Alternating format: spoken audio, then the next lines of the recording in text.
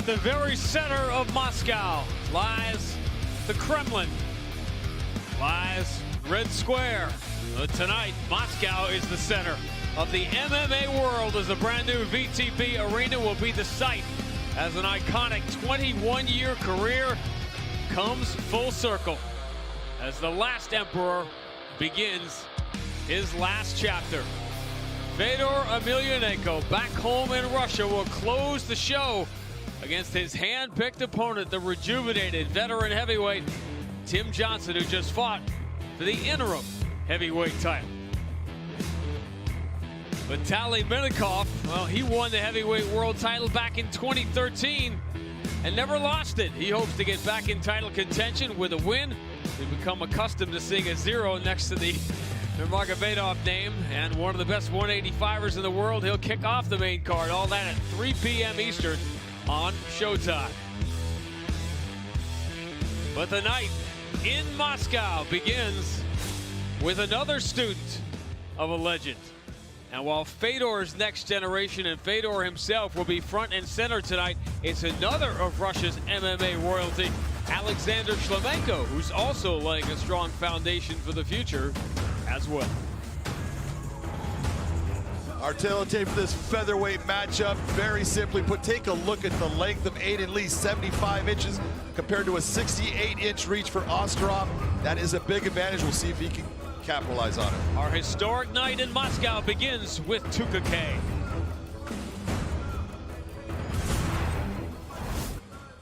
Ladies and gentlemen, very good evening to you and welcome to the VTB Arena here in beautiful Moscow, Russia. We are now ready to begin Bellator 269 prelims with 3 5-minute rounds in the featherweight division.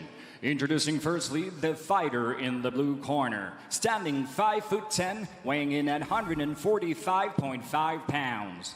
His record, 8 wins, 2 losses, and 1 draw, hailing from Omsk, Russia. Please welcome Alexander Osetrov.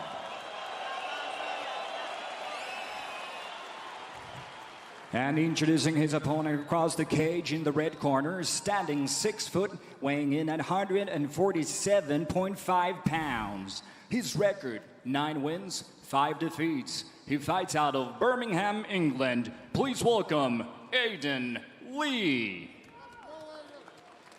Our third man in the ring will be our referee, Kevin McDonald. Good to see the familiar face of Kevin McDonald. Halfway around the world. You've seen everywhere, you have been everywhere, John. Is there a comfort level no matter where you are once you step inside there and it almost feels like home? Absolutely. The best part is that cage doesn't change. When you step in there, you're comfortable, and that's the most important part. Osetrov on your right, it's Aiden Lee. Birmingham, England on your left. I think the fans are going to be in for a real treat because Osetrov, he loves to be in the stand-up, and so does Aiden Lee, and they're both very good at it. So they should be going after the big-time highlight reel kicks and punches that we want to see. Straight right got through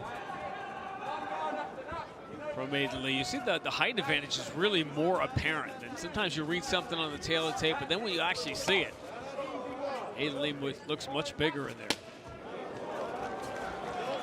Trying to double up on the leg kick. Nice, clean, straight left hand to the body. Osetrov he will switch it up and he will go to wrestling. Aiden Lee is very good with it. He got hurt by that. Yeah. Aiden Lee is very good with his wrestling defense. So it's not going to be easy to get him to the ground. The length of Aiden Lee is going to be a problem for anybody in the featherweight division. When I think of Alexander Shlemenko, I think about that spinning back fist. Oh. I'm not sure how many guys ever did that better. How many times he did it? So now that you just saw that huge looping left hand by Osetrov, and you're saying that's a mistake, and you saw Lee try to take advantage of with the counter. Those counters, if he allows those mistakes to continue on, Aiden Lee's going to take advantage of them. That's Osetrov trying to figure out how to close this distance. That's exactly right. Dangerous way to do it.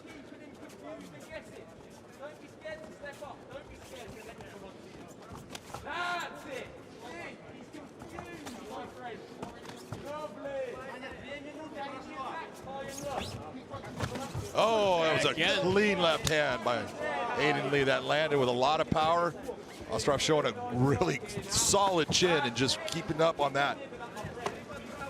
He's really having trouble making up this distance. He's trying with the body kicks, almost using them like a jab because he can't reach him with his jab. That's the second time he's landed that body kick, and that's something he needs to continue on with, because right now, Aiden Lee is like a sniper. He is picking him apart.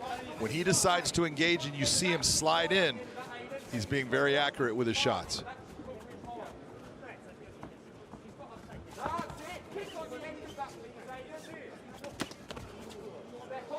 Almost didn't too close that time.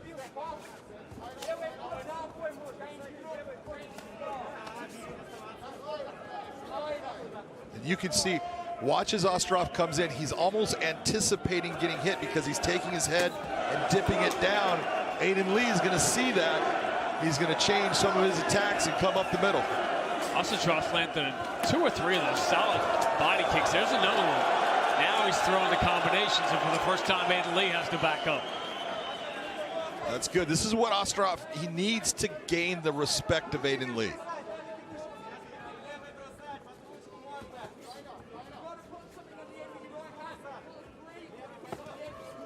Oh, that's Stunned him again. Right off the back of the ear. And immediately Aiden Lee flies in, has the back.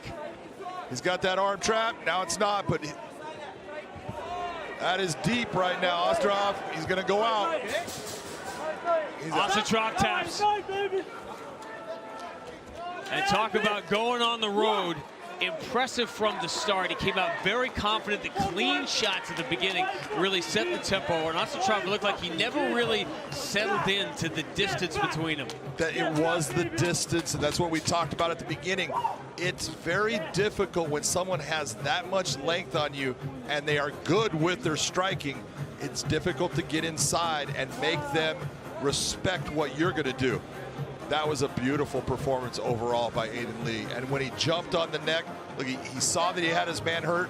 When your man is hurt, it's hard to defend those submissions. That was a smart attack by Aiden Lee. Beautiful job of jumping on that rear naked choke. Watch the shots. Nothing. That's the one that hurt him right there. You see it. You can see his legs go out. Little push by Aiden Lee. And then right away, once he gets it back, he sees, he feels that arm go around. He says, oh, this is a good idea. I'm going to stick with this. You see Osetrov was trying to get rid of the leg. As soon as that hook got back in, he was in trouble. Ladies and gentlemen, the end comes at 3 minutes and 41 seconds into the round number 1. Your winner by submission due to rear naked choke, Aiden Lee.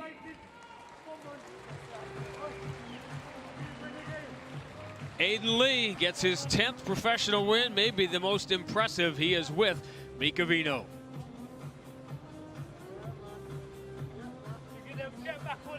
Ladies and gentlemen, I'm here with the winner, Aiden Lee. Дамы и господа, я с победителем боя, Aiden Lee. Congratulations, my friend. So you were fighting in stand-up the whole round, and then right at the very end, you submitted him. Was that the game plan? Pro striking, man. He's got the game plan. You know, I'm a good striker. I'm a world-class striker. You know, I was comfortable on the feet, but I knew I had a big advantage on the ground against him. So, you know, I did a bit of a shit takedown early, you know, but I set it up better in the second one, and it was a wrap. Renegade Jiu-Jitsu, come on. Я чувствую себя максимально комфортно в стойке, и мой план на бой был преимущественно, на самом деле, в борьбе, потому что я себя чувствую более комфортно в борьбе, чем мой оппонент. So, what's next for Aiden Lee in Bellator? Что следующее для Эйдена Ли в Беллаторе?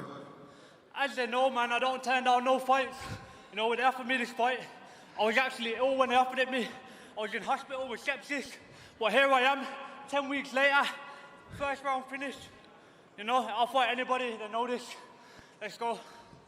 Я не знаю, что следующим для меня. Я вернулся буквально через 10 недель после моей травмы, и я никогда не отклоняю ни одного предложения о бое.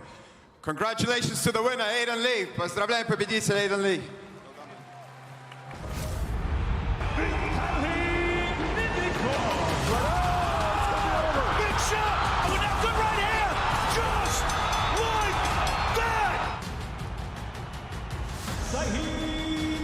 Sowma. Oh my goodness. It's over. My goodness. Big left hook. There's an extra thrill whenever two heavyweights make the cage walk. And Vitaly Minakov meets Sowma tonight in our first battle of the big boys. Minakov, 36 now, from Bryansk, has never been stopped in 23 fights. That's some feat at heavyweight, and has a single loss on points to Czech Congo, testament to his grappling greatness as a world champion in Sambo and junior world champion in Judo. Training out of ATT, Surinamese Sowma comes in as a big underdog, but he proved last time out with a victory over the dangerous Ronnie Marks that he means business. Can the shorter, younger man by 8 years confound the form book and cause an upset tonight? Yes, he can, but he will have to strike hard, fast, and early in my mind. Otherwise, Minakov will grind his foe to dust and bones. And who knows, he may just break the habit of a lifetime, claim victory, not with a snarl, but with a smile. Don't blink, it's heavyweight showdown time. See, he made weight as we check out the tail of the tape. Our tail of tape for this welterweight fight, very simply put, you can take a look at the records. They're very close. Everything about these guys is almost identical except for that reach. Tukake.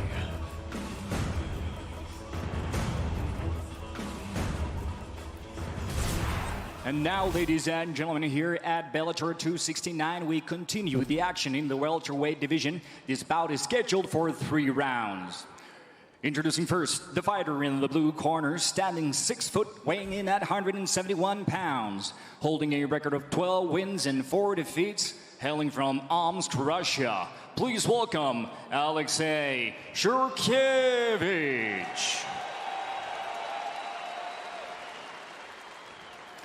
And his opponent in the red corner, standing 6 foot, weighing in at 170 pounds. His record stands at 11 wins and 4 defeats. He comes to us from Voronezh, Russia, by way of Sivkar, Armenia. Please welcome Grachik Blackstone Bozinyan.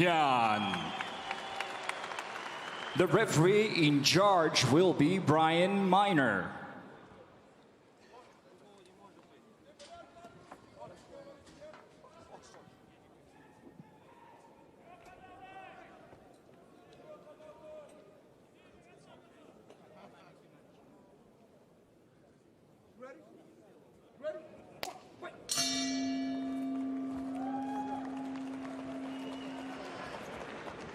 Shurkevich on the left of your screen, another Alexander Shlemenko student. How often can you just see the imprint almost right away of the coach? Many times you're going to see that. You see that, you know, what a coach was good at. His students start to pick up and emulate some of those same tactics, some of those same skill sets. Shurkevich, in watching his fights, is very calm, very relaxed fighter. He does not get flustered, does a very good job of counters, and he waits for the counters on his opponent, but he will be that guy that will lead the dance. Once he sees an opening, he'll attack. Just like that. Look at that chase down. Left got through. Oh, it was a big shot. Huge counter left. And Bozinyan going to try to collect himself here. He's going to be in no hurry to get up, and maybe he should be. Shurkevich doing a nice job there. Again, look at how relaxed he is. That's what I saw every time I watched him fight. Does not get frustrated, does not get all excited and make mistakes, just takes his time. That's the difference between 5 fights and 16 fights. That is.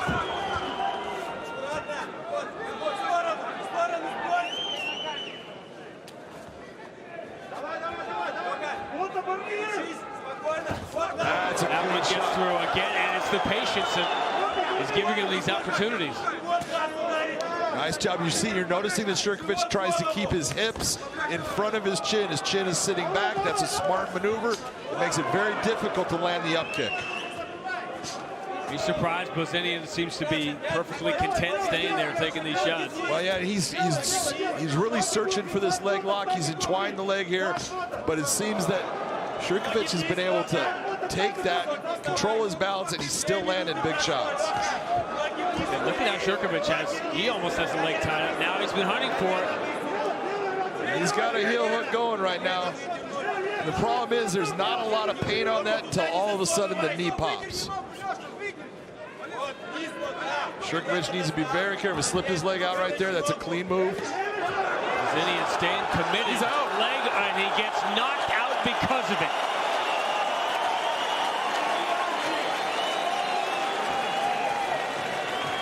Take a look at the shot right here. That right hand hurt a little bit, and then watch the left. Boom! That left hook land cleanly. That's what put Bozinyan on the ground. And then it was all of these strikes overall landing. There he goes out. Big shots overall by, man, he just looked fantastic in that fight. You got to be so impressed with the way that Alexey went about his business.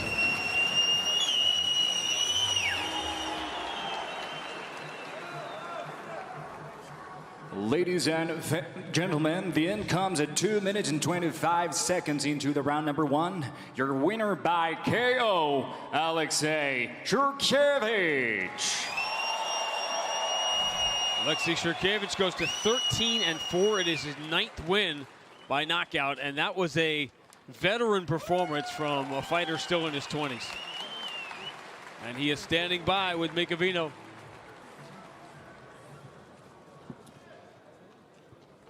Дамы и господа, я с победителем боя Алексей Shurkevich. Ladies and gentlemen, here's the winner of this fight, Alexey Shurkevich.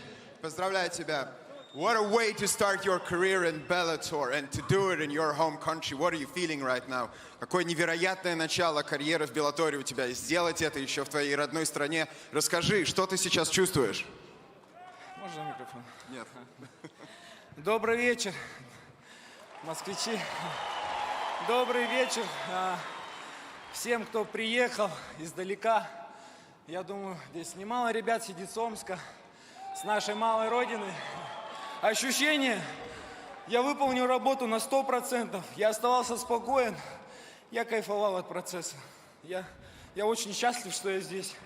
В 2017 году я пришел в школу «Шторм» к Александру. На улице его перед тренировкой встретил, попросил, говорю, вот так-то, я хочу. Он сказал, давай приходи. С того времени, ну, на дворе 2021 год, прошло 4 года. Я выступаю на одной из лучших арен в мире. Огромное спасибо, огромная благодарность Александру, Андрею, Александру Сарнавскому, Ивану Андреевичу Колеснику, компании G-Energy, Газпром. Но все. Мечты сбываются, Александр Шлеменко. Спасибо большое. Dreams come true. In 2017, I was standing outside Alexander Shlemenko's gym, and I asked him to give me an opportunity, which he did. Fast forward 4 years, and I'm here in one of the best organizations in the world, and I welcome all the Muscovites, all the locals, and all the people from my home in Omsk who made their way to travel here. Also, скажи, пожалуйста, какие у тебя амбиции в этой организации? What are your ambitions in this organization? Надо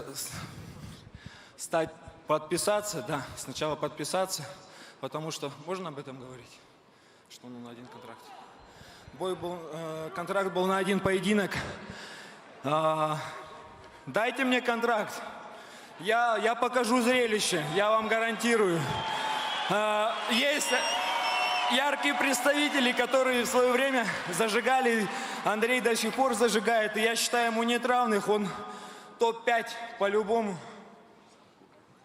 My ambitions is to sign a contract with this organization. Ladies and gentlemen, congratulations, Alexey Shurkevich. Scott Coker, give me contracts. Let's go! Дамы и господа, победитель вечера Алексей Shurkevich. Brian Moore goes head-to-head with Nikita Mikhailov tonight in a bantamweight matchup, pitching relentless Irish grit against prowling young Russian bullishness. Moore, the 34-year-old veteran, looks sharpened down at 135 pounds, and now on a 3-fight winning streak, he'll give no quarter against 22-year-old Team Fedor fighter Mikhailov, one of several fighters on this card raised like a Spartan in sambo, striking and submitting. Mikhailov, 7-1 in MMA, hails indeed from Stadiozgol, Belgorod, home of headliner Fedor Emelianenko. Can the young buck upset the old steed tonight? Fast and furious, this one, with all eyes on a thunderous delivery from either the pikeman or the Russian prodigy.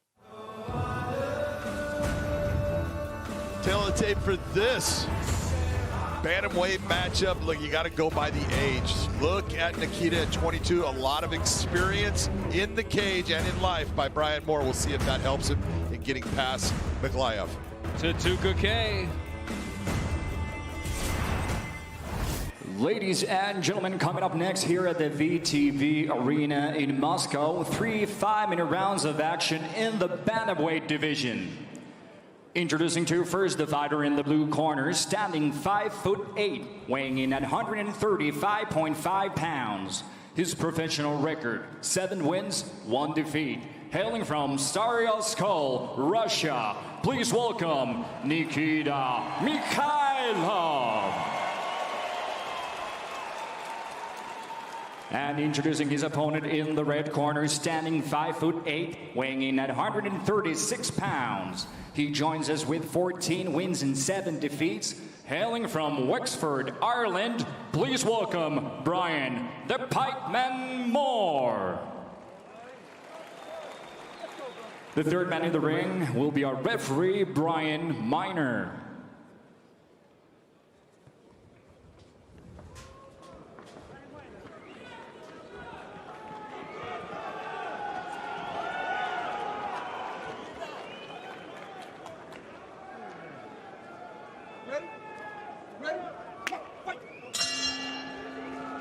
Brian Moore on the left of your screen, already his 9th fight in Bellator. He's 5-3, but the 3 losses we talk about resume. Daniel Weichel, Noah Lahat, and of course AJ McKee, and he had AJ McKee in some trouble. Oh, he had AJ McKee in a lot of trouble, and that's, you know, when you're looking at Brian Moore, this is at bantamweight 135. All of those fights, and you're talking about, you know, losses against someone like AJ McKee, the champion, a loss against Daniel Weichel, all at 145 pounds. Brian Moore has found his spot at 135. Now, that's not saying that this is going to be an easy fight. I am telling you, Nikita is dynamic. He is great with his foot sweeps, and he's good in the stand-up and on the ground. If you can't see the skill in 45 seconds, you're not looking. Mikhailov. See, beautiful. That's good stuff. Treetop that leg, brings him down, goes to the back. Technically just a very talented young fighter. But this is a big step up for him, not just level of competition, but in experience on the other side. This is a huge step up for him. I was very surprised when I saw this matchup based upon the experience of Brian Moore and how tough he is. They're asking a lot from Nikita in this fight. He's got the skill level to do it, but Brian Moore is a guy that no one gets past easily. Very smart, beautiful knees by Brian Moore, softening up the body. Using that underhook, using the cage.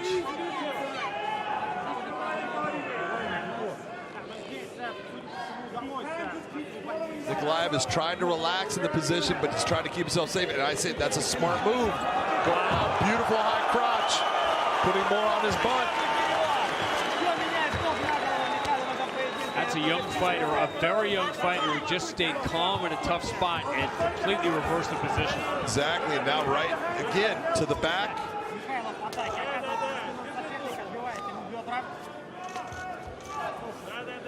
Brian Moore right now wants to fight the hands, break those hands. One of the things in MMA that you're allowed to do, look, when you can get those hands together, gable grip, S grip, all the different types of ways that guys are gonna hold on, it's tough to get those hands apart.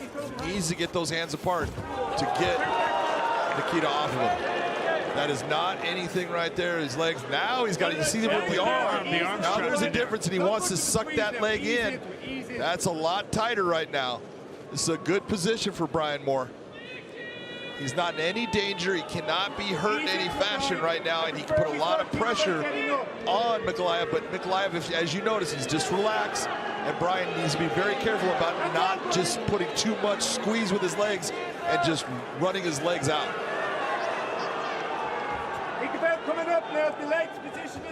Because he doesn't have the angle on this, it's not going to be a submission. You're not going to see Mikhailov tapping out to this or going unconscious. He's got to change that angle. You don't see Russian fighters tapping, period.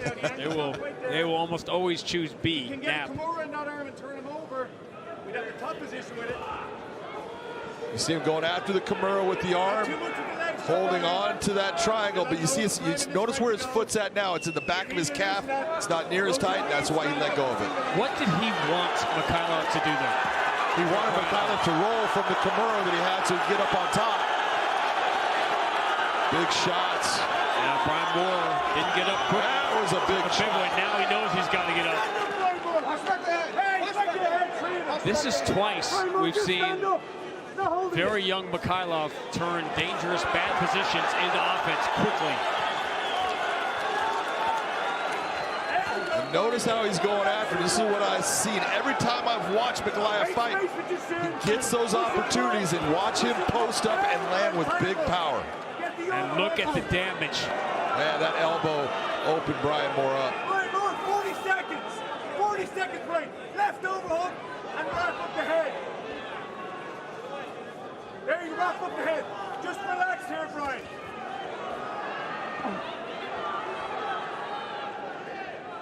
You can hear Brian Moore's coach, John Kavanaugh, tell him, just relax, lock up the head, meaning pull him closer so you don't absorb any more damage at this moment. How many 22-year-old fighters do you even see in their first pro fight, let alone at 7-1, in with a veteran like Brian Moore on a big stage like this? And Mikhailov is living up to the hype. That's an eye-opening round one. I love the play on words because it's absolutely true. And you see this high crotch right here. Takes it, brings it down. There was moments for both fighters in this round. And, you know, Brian Moore was doing a good job, but that elbow right there, that's what opened up that cut. But as you often say, the moments, Brian Moore had moments, but they were defensive moments. For the most part, but he had moments of offense when you're looking at that triangle, but it was never a triangle that was going to end the fight. Yeah. So as the judge is looking at it, you're going to say, you know what, nice attempt, but it didn't get you anywhere. And you can see that's a big, nasty cut on Brian Moore's right eye. Really almost was a little too anxious, I thought, to end the fight with Julius Angliskas to make the point, yeah, I am that guy. Don't think I'm not. Exactly. Beautiful spinning back fist. Yep. And you can take a look at those, stats. All of the things that you saw from Moore were on the feet, those 7-12, but everything from Mikhailov, a lot of them on the ground, big heavy shots, and he again getting more to the ground. Very important, takes him out of where he is strong in the stand-up, putting a lot of pressure on Brian Moore right now. Sometimes the stats will tell you, sometimes you can look at Brian Moore's face, and that's a better indication than any number. Again, goes to the high crotch, tries to go to the single leg. And now what Nikita Mikhailov is realizing now is that he's in there with a serious pro. Oh, he knows that he's in there with someone that is very good at just flowing with the fight. But again, Mikhailov takes that, drives him forward, gets him to the ground. And we're going to have to see what Brian Moore does to get himself back to his feet, because he cannot stay on his back. He has taken a lot of damage already from Nick. You got to just be in a position of that fence is there. You got to use it to get yourself back to your feet. Mikhailov is too dangerous on the ground with his ground and pound. Be really interested to see when this is over what Brian Moore would have to say comparing Mikhailov at this age to when he fought A.J. McKee at 25. 24. Yeah, 24. Yeah.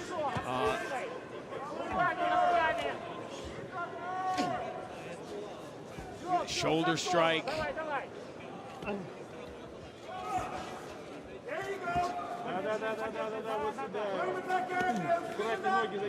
Mikhailov is always thinking offense. What can I do from here? Okay, that's 2 minutes down. MMA royalty in that corner as well.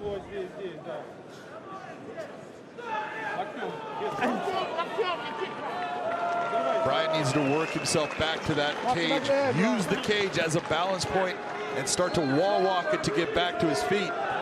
Right now, as he's great fighting the legs, switches position, tries to get him to close guard, but this is not going to get him out of the position. He needs to open those legs up and explode, get a hand on the ground, start getting his back against that cage, and working himself back to his feet.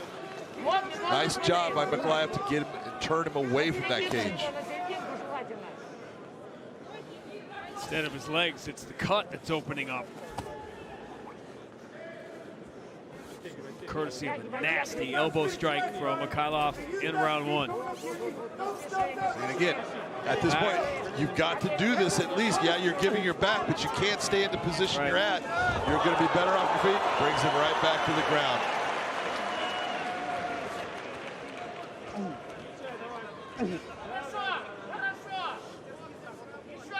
It's got to be a demoralizing moment when you spend all that time and energy trying to get back to your feet, and in the blink of an eye, you're right back down looking at the lights.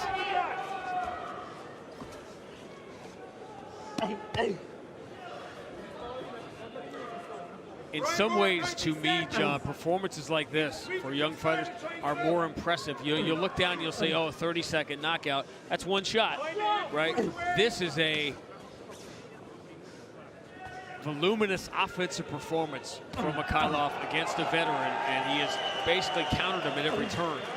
You're talking about just a tidal wave that just keeps flowing, and more is coming your way, and it's who he's doing it against. That makes it all the more impressive. You can put the shin across the chest. That's what Bellator needs, another great young bantamweight, right? Nice job by Brian to try to get himself back to his feet. He tried to explode there.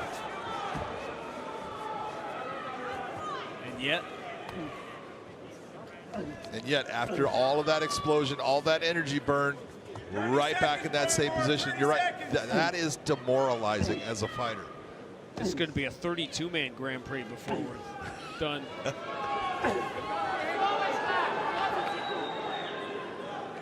you missed the news this week, Joe Pettis will defend the bantamweight title against the former champion Horiguchi in December.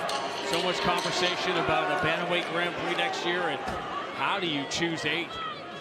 I don't think you can. I don't think you can either. And both of these guys right here are demonstrating the reason why. Yeah.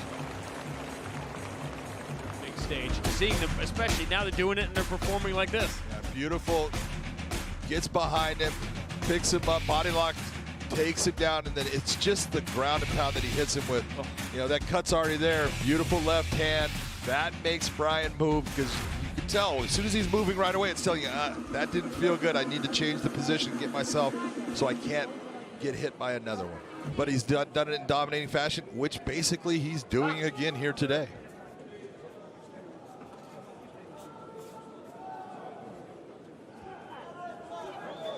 Brian might want them to look at that cut again.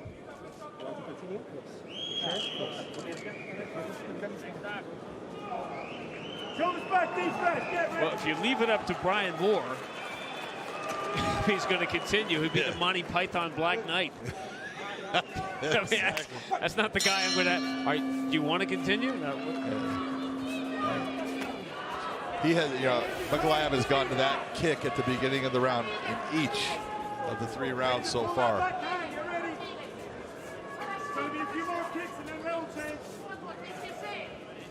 See, and what has happened to Brian Moore so far is making him to where now he's hesitant in the stand-up.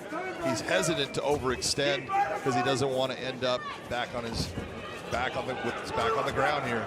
He's gonna get there again. Really gets it hot. Yeah. You notice how he bounced him off of the cage, Really good technique. Nice job by Mikhailov. He's trying to just drag him off to the left here. Put a lot of pressure on Brian. Brian's trying to work those hands. He cannot break the hands and the grip. And now he's getting his hooks in. Team Fedor, give us a break. He's going to look for a Suluev stretch here. That is a nasty submission if he gets it. He let go of it. He's looking for it again. What he's trying to do is extend that left leg of Brian Moore, putting a lot of pressure on that hamstring. Now he's switching it. Was that a risk worth taking? Was it close enough? And this is what happens when you go for leg locks. Is, you know, the leg locks can be that ender of the fight, but it can also put you in a bad position. And now, are the tables going to turn based upon one shot of that leg lock? Now Brian Moore's got his back.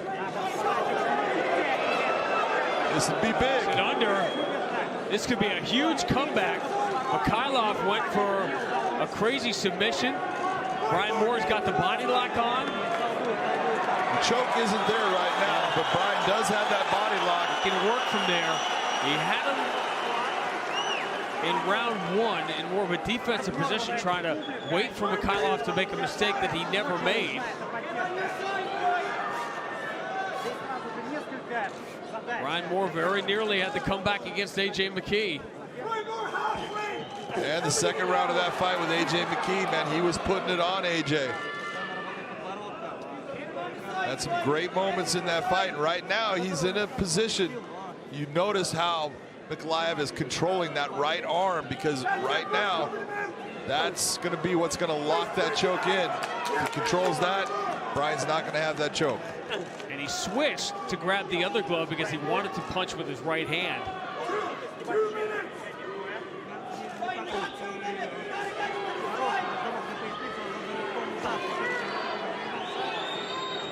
When you have someone that is good with their defense against the rear naked choke, it's not.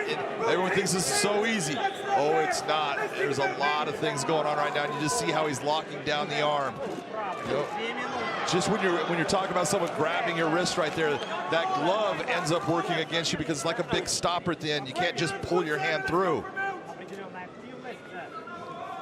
Is this an area of the sport where there's been tremendous evolution defending the rear naked choke? Oh, absolutely. You know, guys are so much better now at their defense and understanding where they're going to be safe, what they have to control to keep themselves safe.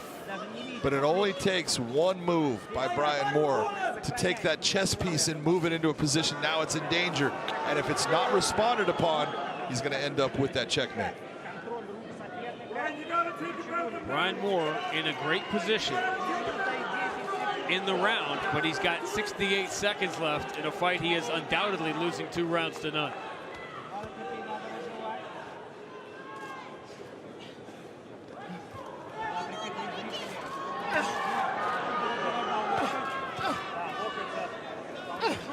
Sharp elbows coming from Brian Moore, just trying to get him to make the one mistake. Well, if he can land good elbows aside and get Mikhailov to move himself off, he can look to go to the arm, take an arm bar, but he keeps on looking back towards that rear naked choke. And right now, Mikhailov has done a great job of defending against it. There he goes for the arm. You see him. Notice what Mikhailov does with his arms. He entwines them like it's a rear naked choke to defend against it, but that can be beaten. But Brian needs to do the right things. He's got it if he takes the arm and brings it off towards the head. He's running out of time. Well, Mikhailov showed us brilliant offense for 2 rounds, and then with the fight on the line, he defended himself for the final 3 minutes in a very dangerous spot to reach the finish line. Brian Moore wasn't able to get the first 2 rounds, but you know that I like the fact that Mikhailov went for it. Here was Brian Moore going for this arm bar. He sets it up. He's got a position. You see Mikhailov taking and controlling with a gable grip, sliding his arms into that locked position. But Brian Moore doing everything he can, ends up where at the end of it, the cage was actually keeping him from being able to extend and try to get that arm out. But great job by both fighters. Ladies and gentlemen, after 3 hard-fought rounds, we go to the judges' scorecards. All of our 3 judges, Jacob Montalvo, Mike Bell, and Ben Cartledge, all had it 29-28 in favor of your winner by unanimous decision, Nikita Mikhailov. Emotion does not need a translator, and we've seen these young Russian fighters already almost have these brilliant performances and then afterwards almost become overcome by the magnitude of the moment. Nikita Mikhailov gets the biggest win of his young career. He goes to 8-1, and he's with Mikhailov. Ladies and gentlemen, I'm here with the winner, Nikita Mikhailov. Дамы и господа, победитель боя, Nikita Mikhailov. Congratulations on your Bellator debut victory. How are you feeling right now? How do you think the fight went? It looked pretty close. Поздравляю тебя с победой на дебюте в Беллаторе. Как ты сейчас себя ощущаешь? Как ты вообще чувствуешь, прошел бой? Выглядело достаточно близко. Расскажи. Можно я сделаю? Фу! Слава Богу, все прошло. Это мой дебют в Беллаторе. Я рад, что я выиграл его. Я хочу сказать большое спасибо моей команде Федор Тим, Александр Невский. Сейчас в моем углу нет одного человека. Я думаю, он рад был бы моей победе сейчас. Владимир Михайлович.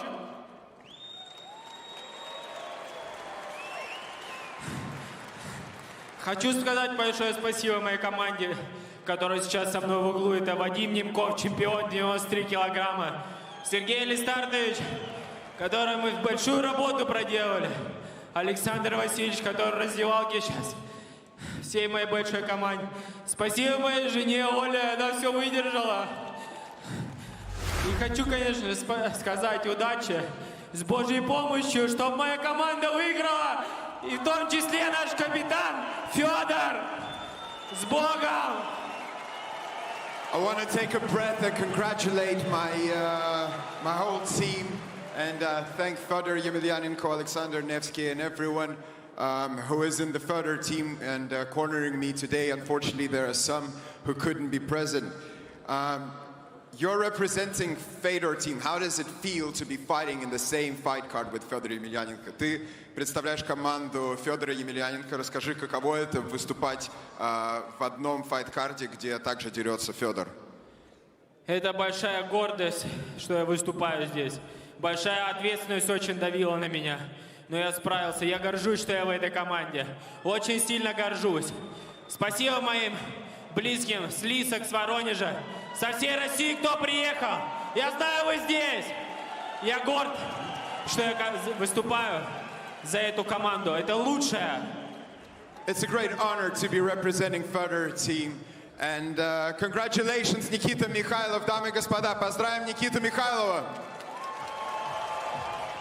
Usman Nurmagomedov meets Patrik Pietilä in an exciting matchup tonight that is sure to get the MMA chattering classes in full debate again. Indeed, after just 2 fights here in Bellator, Nurmagomedov already has a great following.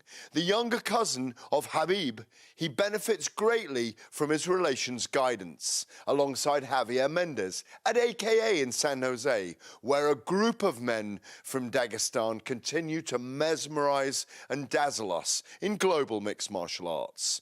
The likes of AJ McKee and Patricio Pitbull may be some way off, but with 8 KOs from a 13-fight undefeated run, Usman is on the way upward. Opposing Nurmagomedov in the cage is Patrik Pietilä. Known for his durability, the big man from Finland is 11-8 in MMA, but he's only been stopped twice in that 19-pro career.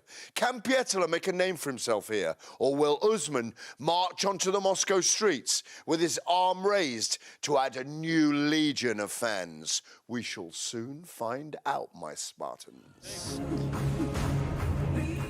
Our tailgate for this fight, big thing you can look at, the height difference. Is it going to be a difference? I don't think it will be. This should be a very close matchup.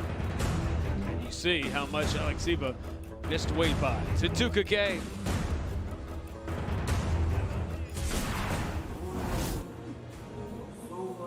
Ladies and gentlemen, at this time, I would like to welcome all those joining us live in the UK on BBC iPlayer. Our next prelim fight here at Bellator 269 is in the contract weight of 130 pounds, scheduled for 3 rounds. Introducing first the fighter in the blue corner, standing 5'4", weighing in at 124.5 pounds, holding a professional record of 5 wins and 2 losses. Fighting out of Le Conquet, France. Ladies and gentlemen, here is Stephanie Page. And introducing her opponent across the cage in the red corner, standing 5'8", weighing in at 129.9 pounds. Her record, 3 wins, 1 defeat. Hailing from Chelyabinsk, Russia, would you please welcome Irina Russian Ronda Alexeyeva. The referee in charge will be Kevin MacDonald.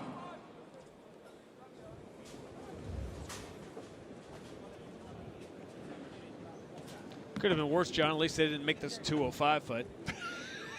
This is true.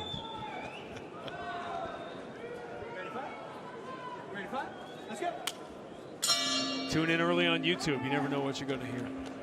But the size difference is obvious. Even you had the height to begin with. And if you're missing weight to start with, you know, who knows what you're weighing by the time you come in the cage.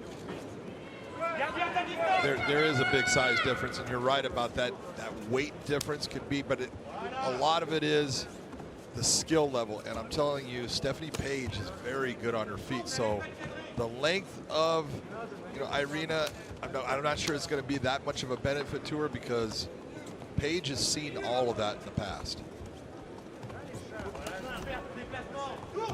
Look right away at her lines that she takes. You can see all the experience. It's obvious, like, right away. Yep, and exactly, beautiful right hand there. Her, yep. You're seeing that Irina is already starting to chase her. You know, that's not good. You cut her off. You don't chase, because when you're chasing, she's leading you into a path that she has a plan for. And as you said, Alekseeva, a little bit of a risk taker, which also becomes even riskier against a very disciplined, experienced fighter, particularly in the stand-up. And this is actually very smart by Alekseeva, because this is where she has an advantage in this fight. If she can get it to the ground, she does have a good, solid ground game, very good base, and it takes Page completely out of where she is the best. She used the judo background to get her down to the ground. Love that outside trip.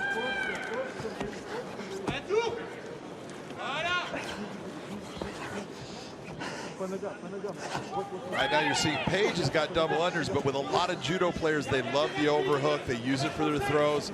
So when you're looking at Irina with these overhooks, that's not a bad position. She's comfortable with that.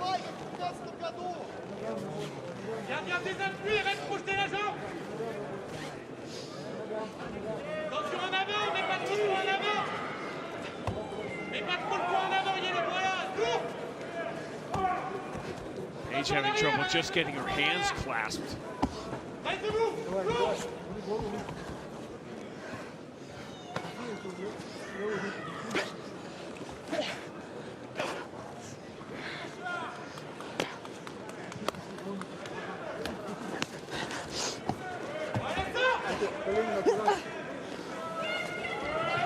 Alekseeva had about 45 seconds of the stand-up and said, no, you know what? We need to go over here. Which makes her a smart fighter. Yep. What she's doing right now, it's not super exciting to people, and it's not glamorous, but it is effective, and it is exhausting, and it's damaging. You take a lot of shots, a lot of knees to the body, to the thighs. It slows your footwork down. All of this is beneficial to her getting a win at the end of this fight.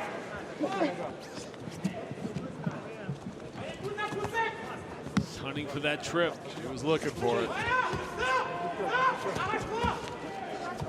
Page really needs to separate here if she can.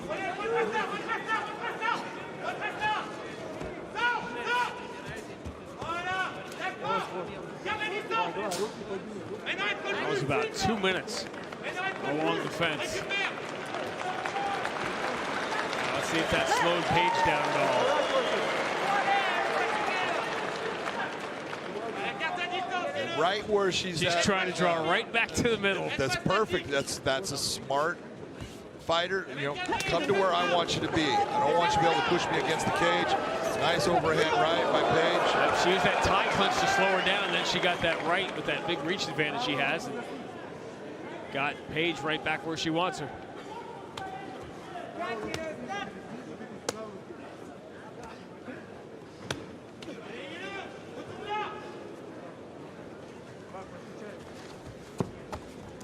Nice step over by Page, not to allow the trip to happen. All of this is, again, good work. You saw her, you know, just taking it at the right hand to the thigh. Doesn't look like much, but Charlie horses work. I mean, they make the muscle tighten up, and that makes you not as effective, not as fluid in your movement. You're not bouncing around as much after that. Nice outside trip. She's looked for that for most of the first round. If you're going to end up on the ground with her with only 20 seconds left, not a bad time to do it. Just keep yourself safe.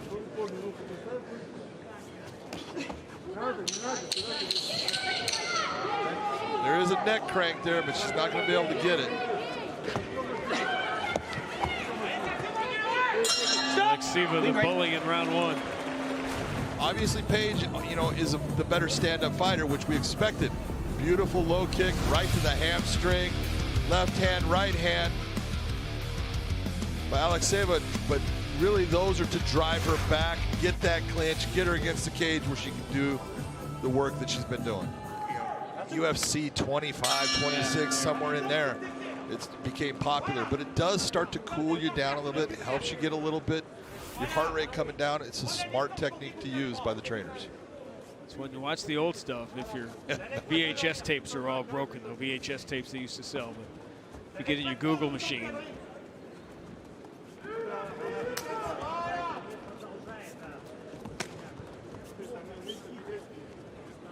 And lateral movement by Stephanie Page will keep her from putting her back on the cage.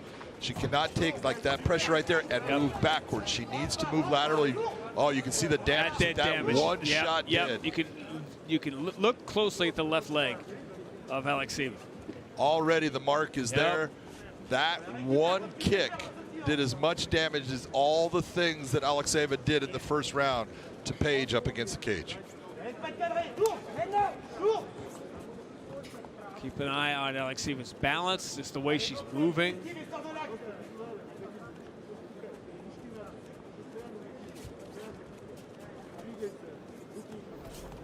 And when you're having somebody put pressure on you like you're seeing from Alekseeva right now, what Page needs to do, she did it just a moment ago, that teep kick, an offensive attack coming forward. Get her to back off and then circle out. You're going to be right in the middle of the cage where you want to be instead of up against the cage where you don't.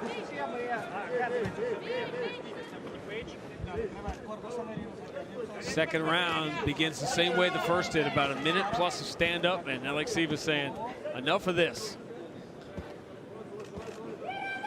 This is exactly where Irina Alekseeva wants to be.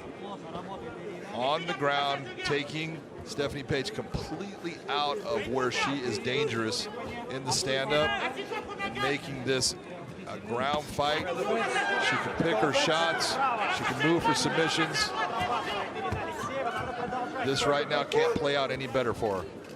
She needs to be very careful with that right leg of Stephanie Page. She's trying to control the ankle, but her head is right over the top of it.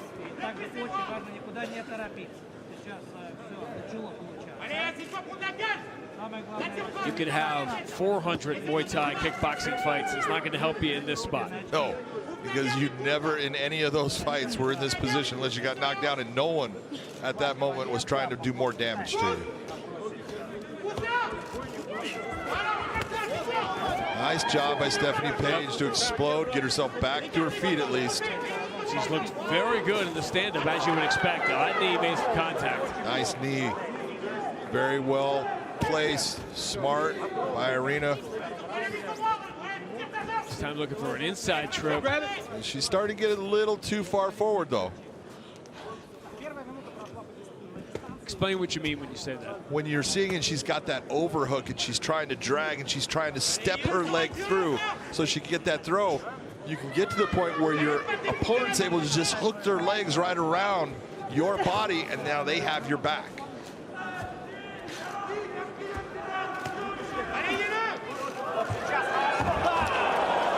Page through the knee. Alekseeva saw it coming and was able to get underneath, and now is in a very dominant position. Yeah, when she caught that, nice job of bringing her to her and dropping weight down on top of her. She used that throw like it was a strike. If you're the bigger, stronger, heavier fighter, fight like the bigger, stronger, heavier fighter. Absolutely. Good point. I'm good for one or two.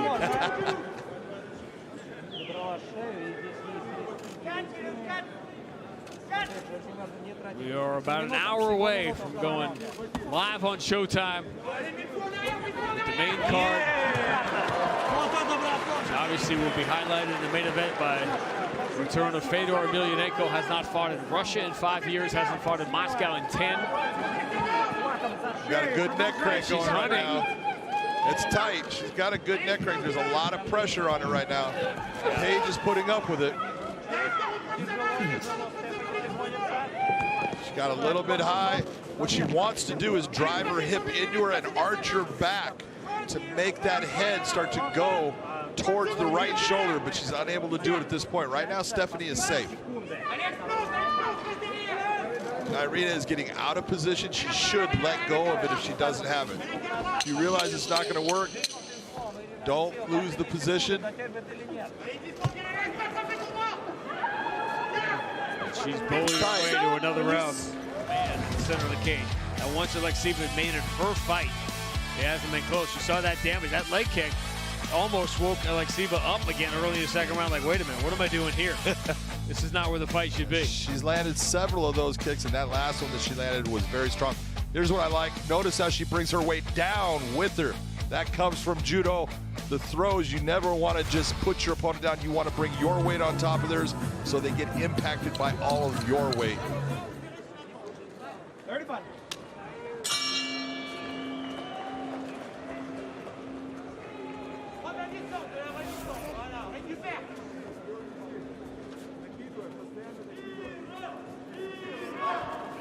Five of Paige's 7 pro fights have gone the distance. She only has 1 knockout.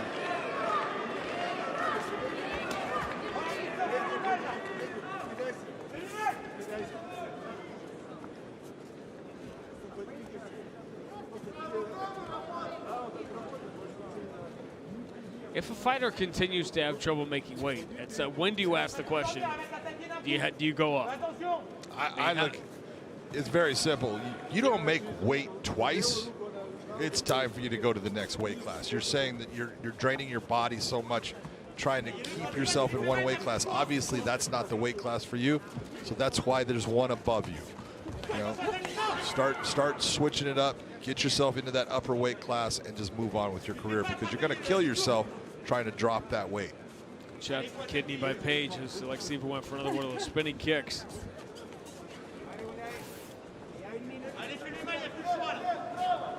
Paige needs to up the tempo on her attack. She's a little bit concerned about getting into that clinch position again, but the only way that you're going to do damage and make it so those clinches don't happen is to land shots and put your opponent on the defense. Tactically, it makes sense, but not when you're down 2-0. This is true.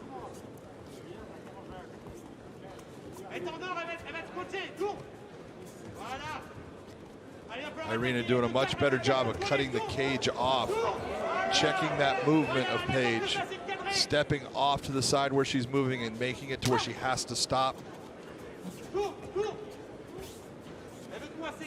See, Alekseeva isn't moving great from those leg kicks. No, Thinking that big one in the second round. That front leg is tight. There's no doubt about it. Body kick by Alekseeva. Again, she's landing good shots, but she is not moving well at all. Look at how stiff she is on that front leg a lot of the time. That's because that muscle has taken a lot of damage from those kicks. If it hurts now, wait till tomorrow morning. Oh, it won't take till tomorrow morning. It'll happen tonight. She'll be walking around not feeling real good about the way that leg is.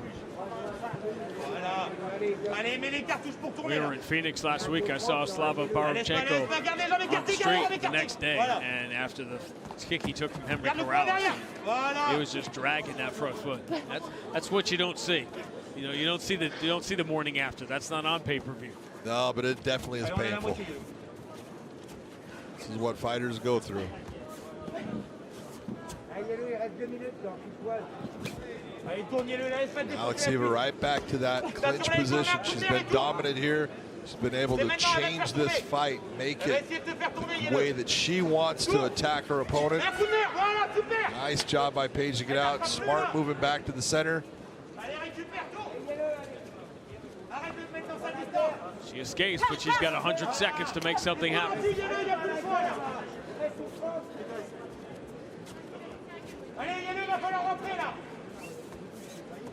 She's done damage with the leg kicks, but she hasn't been able to set up anything else off of them.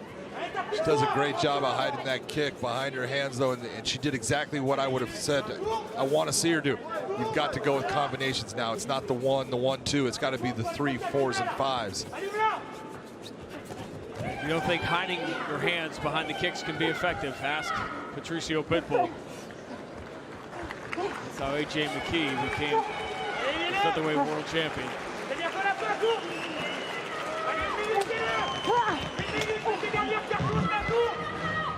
Are we headed for a rematch there? Patricio's older brother Patricky fighting for the lightweight world title in 2 weeks in Dublin against Peter Queally. Plenty of world title fights coming up. Chris Cyborg will defend her featherweight world title on November 12th. And Sergio Pettis Horiguchi bantamweight title fight that is going to be fascinating to watch. What's Paige trying to do here? What's her best case? Well, right now she's got a lock where she's got that arm in the position. It's almost what we call a 100% position, but she doesn't have anything at this time. There you go. There you go. Now she does. Yeah, now she does, but again, lost position. And that's because she had no way to attach her body to Alekseeva, except that's what her legs are there for, and those are on the ground. She was going for the Hail Marys as she had to do in the final seconds, but Alekseeva gets to the finish line. Ladies and gentlemen, after three rounds of action, we go to the scorecards. Here are the score totals. Mike Bell and Jacob Montalvo both had it 32-27. Brian Miner scored the bout 29-28 in favor of your winner by unanimous decision, Irina Russian Ronda Alekseeva. Irina Alekseeva gets back in the win column. Facing a very, very experienced fighter. Her teammate and training partner. A lot of emotion as there has been in almost all of these fights. Irina Alekseeva is with Mikhailov.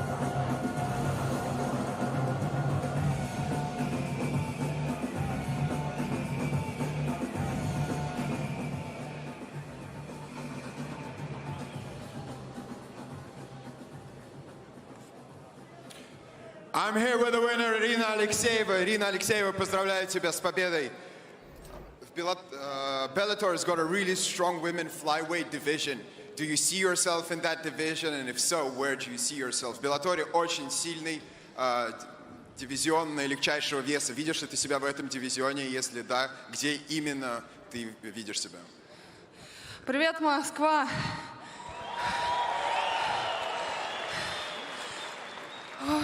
Хочу поблагодарить Лигу Bellator за то, что они меня подписали, за то, что дали мне возможность здесь выступать. Я очень благодарна вам. Тяжело мне очень было согнать в эту весовую категорию. Я подумываю о 66, конечно же. Надеюсь, проведу еще несколько боев, если получится в 57. Но Если будет очень тяжело гонять, хочу провести пару боев в 66, и потом с Крис Сайберг хочу бой, потому что она мой любимый боец. И так как я уже боец сама возрастной, я бы хотела под конец, там ближе к своей карьере, подраться с сильнейшей женщиной мира. Thank you very much, Bellator, for giving me opportunity to fight. I actually find it really hard to cut weight, so I might have to start with a higher weight division, but I'll give it a try. And I'd like to fight Cyborg. That's always been my ambition. У тебя очень интересный никнейм. Скажи, пожалуйста, что он значит, кличка, по которой ты дерешься. You've got a very interesting nickname. Can you tell us a little bit about it? Хочу сказать про никнейм то, что меня так народ прозвал, я себя так никогда не называла, но это только чисто из-за внешнего сходства, ну, может быть, еще то, что потому что я дзюдоистка, которая перешла в ММА, в принципе, как и Ронда Роузи. Ну, когда я чуть-чуть на массе, с пухлыми щечками, я на нее больше похожа, чем сейчас. This nickname was not given to me by my friends. I did not invent it myself. It's because I'm also into judo, and my friends find a lot of resemblance with Ronda Rousey when I'm a little bit heavier than I am now. Congratulations, Irina Alekseeva. Дамы и господа, поздравим Ирину Алексееву!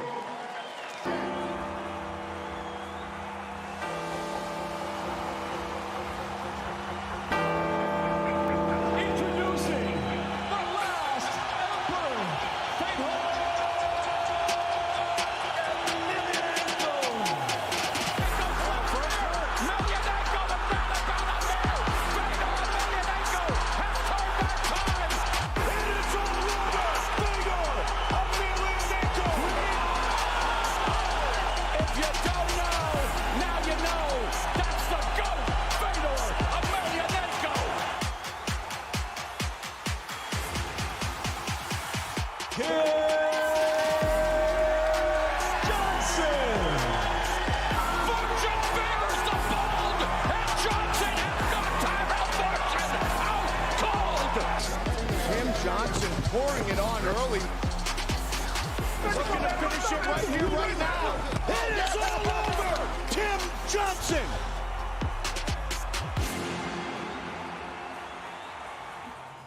Prepare for a partisan reception and a stentorian crowd for the arrival in the cage of Fedor Emelianenko tonight against highly ranked heavyweight Tim Johnson in an intriguing main event. One of Russia's foremost sports icons and one of the greatest fighters in the history of combat sports, Fedor is referred to as the last emperor for good reason, having dominated the blue ribbon division for almost a decade undefeated. It beggars belief that the great fighter dominated every stylist during the Halcyon era, a pantheon of greats, from Mirko Krokop to Mark Coleman to Antonio Rodrigo Nogueira, Big Nog. OMG, you might say, as the OG steps up for his 46th fight tonight, returning to Moscow for the first time in almost a decade on the back of a dominant beatdown of Quinton Rampage Jackson. As Fedor's 76% win ratio by KO, TKO or submission indicates, he's not a man given to relying on the judges either, and he leaves it all in the cage. Well, 45-year-old Emelianenko has a kindred warrior spirit in Johnson, 9 years his junior, who has heavy hands and a giant heart, guts and stamina. A fight with Fedor is on every elite heavyweight's bucket list. So will Johnson spoil the party tonight and land clean? Or will Fedor fulfill his assignment against the American and bring the walls down in Moscow? Fedor, Pajalusta, for the many great years and the many great memories. Our tail of the tape for this flyweight matchup, very even, but the reach advantage with Sadura is there. Can she use that as a tool against Mazdyuk? We're going to find out. To our ring announcer, Tukake.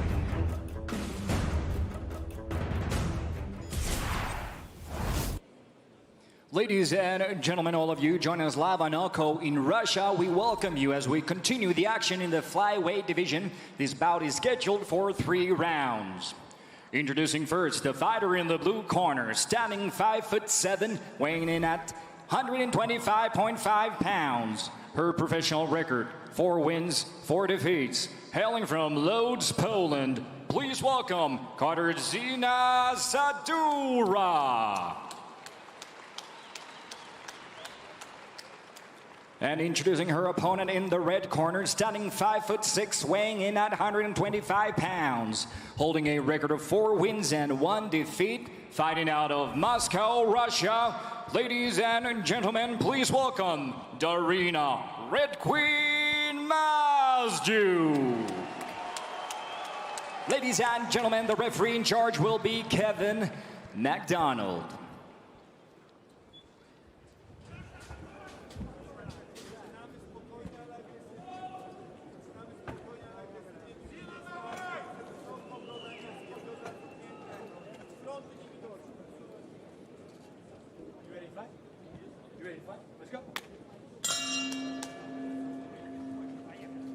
I wonder what Kevin would do if somebody said no. He would say, go.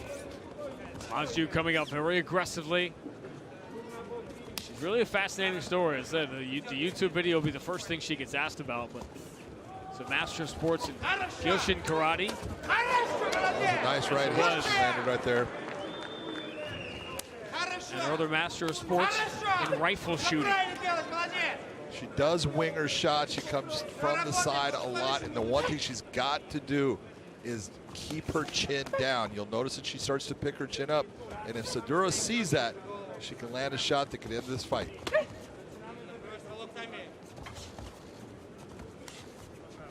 Those looping shots also leave you open for the body kick. It leave you open for a lot of things, especially someone when you're looking at Sadura. She comes with a lot of straight shots down the middle. Nice straight right hand again. Those get there quick. Roman combinations. Mazdyuk a little more careful.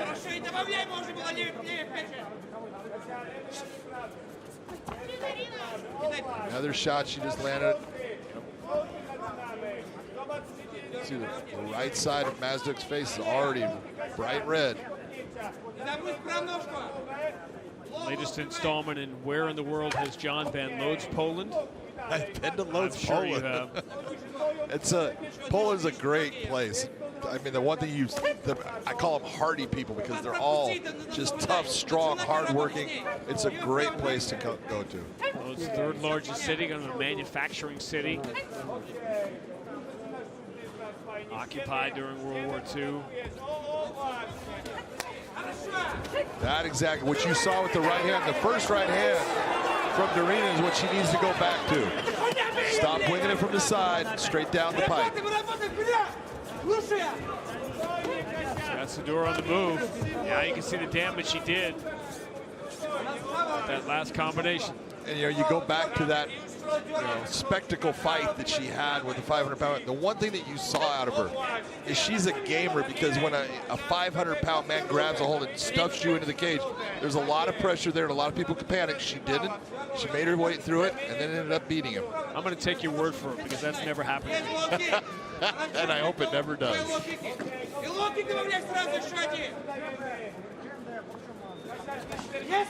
So if there was a 500-pounder around in Fedor's prime, he would have fought him. He would have made the list. There was no shape, no size, no skill level, no background, which is what makes the iconic win streak something that will never be matched. Spinning back elbow. Nice attempt by Mazdyuk with the spinning attack.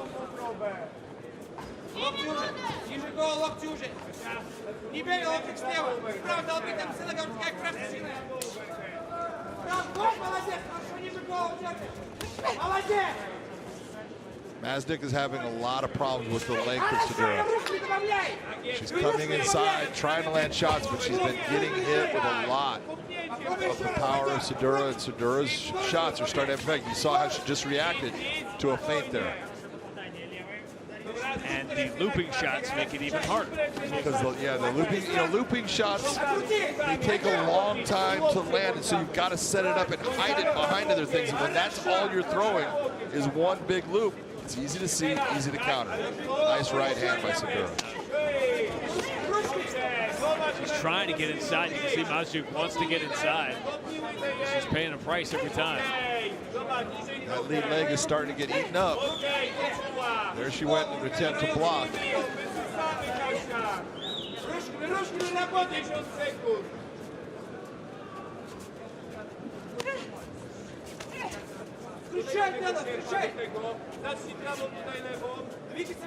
Mazdyuk not moving well now, that front leg.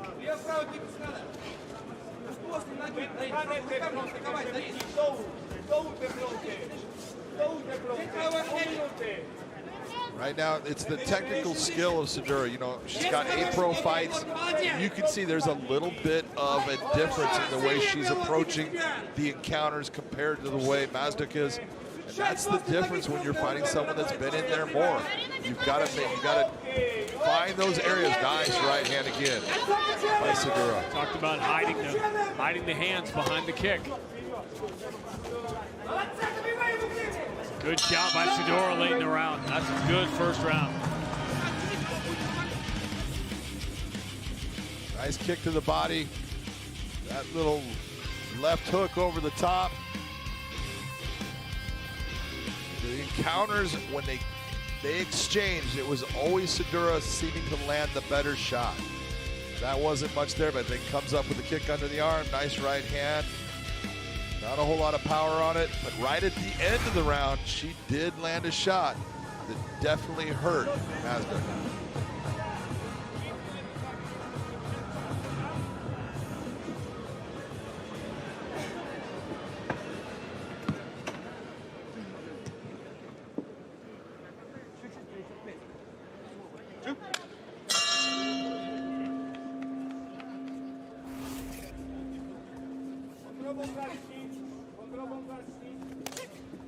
Always that difficult in between rounds when the things that usually work for you don't.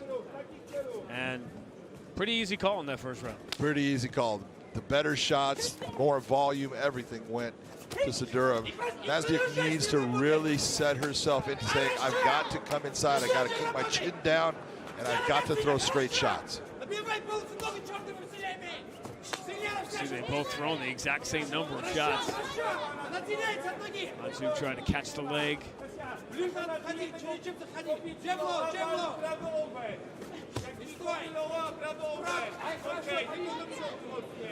Sadura is longer. She is more disciplined in the stand-up. Those are two difficult things to overcome.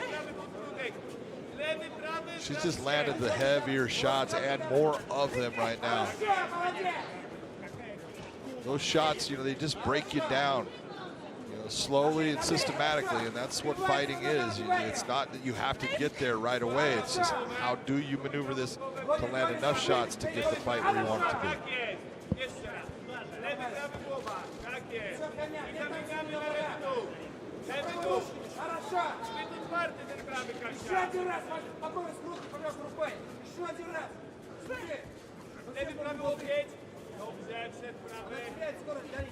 Sadura getting a little bit away from the straight punches that she was throwing early. She needs to go back to that. Can that be fatigue? What causes that? It can be. You know, your technique starts to wane a little bit when you get tired. So she needs to go right back to settle down. If you have to break away, take a couple of deep breaths, re-engage, and then come back to doing what made you successful in that first round. Those leg kicks have put some damage on Mazdyuk. You can see the way she is moving, and it's not good. No, she's very stiff on that front leg. Let's see, it hurts her as she steps on it. Nice right hand, that's what I'm talking about. Then she switches stances. She should never be going to that southpaw stance.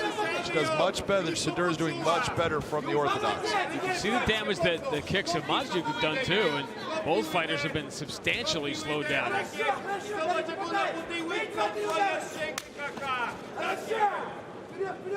Again, one good kick by Mazdyuk there, but a good kick and a nice right hand. Again, right hand landing by Sadura. She's just getting more shots off that are being more accurate. Here comes one. You can see that coming because Mazdyuk can't get out of there quickly. She really does. She's raising her chin up too, which can be dangerous for her. That was not much of an attempt at a level change. It was the first attempt of any kind. And now Mazdyuk with her back against the cage. A little spinning back kick trying to press her there.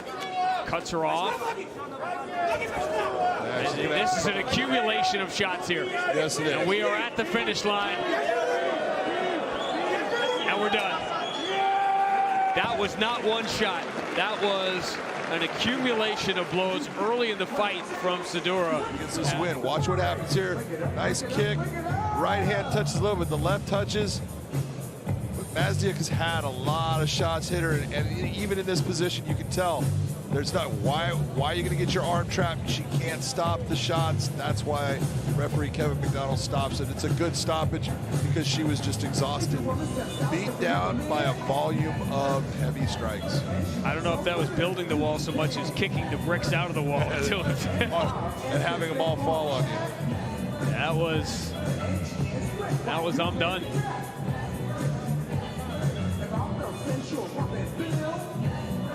Kevin McDonald gave her every chance.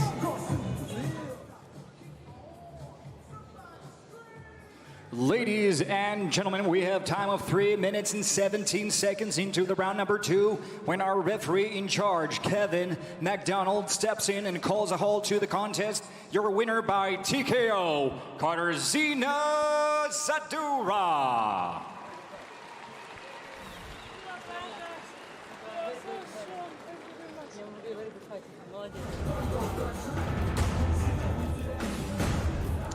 Our tail and tape for this heavyweight matchup. You can look at everything right there, but the real thing is that record of 12-6, Sidelnikov 10-7 for Raf Truesdale. We're going to see who gets the win tonight. To Michael C. Williams. For all those with us tonight live in the UK, we welcome you on BBC iPlayer to VTB Arena here in Moscow, where at Bellator 269, the time has come to conclude the prelims. We'll do it with 3 5-minute rounds in the heavyweight division. Introducing the blue corner at 6'1", weighing in 247 pounds even in his Bellator debut. He stands with 10 professional victories, 7 losses, 1 draw from Aloha, Scotland, Rab Baloo Truesdale. And across the cage, his adversary fighting out of the red corner at 5'11", weighing in 264 pounds. As a professional, he brings 12 victories, 6 defeats, fighting out of Stariholsko, Russia, introducing Kirill Sidelnikov. In charge, your referee, Jacob Montalvo.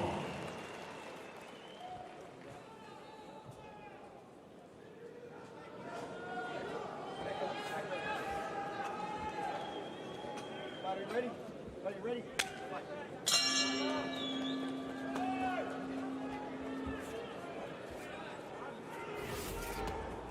I guess you probably didn't need me to tell you we're at heavyweight. I think the big difference you're going to see in the beginning of this is the hand speed of Sidelnikov versus Rab. Rab is he's what I call a brawler. He comes out there to throw down, comes out there to land big shots, but he does not have the hand speed of Sidelnikov. Which, of course, is the Fedor trademark. Absolutely.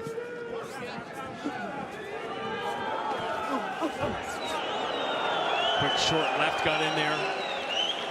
Nice little check hook. And you could tell that that little thing hurt Rab already. That one did too. Let's take a look by his reaction, and all of a sudden covering up quickly on the inside. And he's getting touched. He is a lot. Already the damage is apparent. Sidelnikov coming out strong.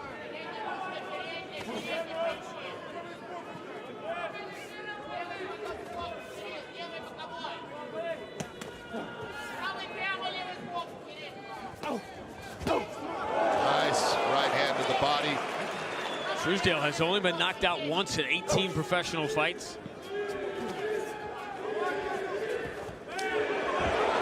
Little trip by Sidelnikov, and now he is pouring it on. And those early shots paying dividends as Truesdale was too slow to move out of the way to taking the damage. That arm, he had the arm trap. Truesdale does a good job to get his right arm free. You saw the body position of Sidelnikov. Notice how he was all postured. Now he's postured back up. That creates, he's able to create a lot of power from this position. got the arm trapped again. Dropping big elbows. Yeah, these are big shots. Rab is in real trouble. That elbow. Jacob Montalvo needs him to move. He doesn't, so it's over.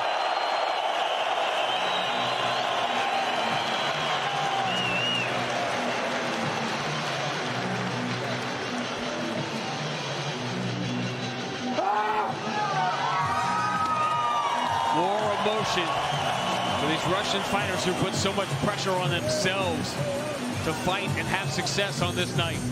Take a look. Right here was the takedown, and when Rab comes, he gets hit by that jab. He brings his leg back up. Here comes that leg up. Sidelnikov catches it. Just a little bit of a push. Rab's now on the ground. Truesdale in trouble because the positioning of Sidelnikov, look at him, goes right after those shots, quick hands, and then stays within that postured position to land heavy shots. And it was one elbow that just landed. It was a right elbow that definitely started the downfall where Rab was unable to recover. Ladies and gentlemen, inside the Bellator cage, referee Jacob Montalvo steps in, waves off the contest due to unanswered strikes. Your official time, 2 minutes, 1 second in round number 1. The winner by TKO, Kirill Sidelnikov. 2 years away from the cage, Kirill Sidelnikov comes back with a 2-minute first round win, his 13th as a pro. He's standing by with Mikhailov.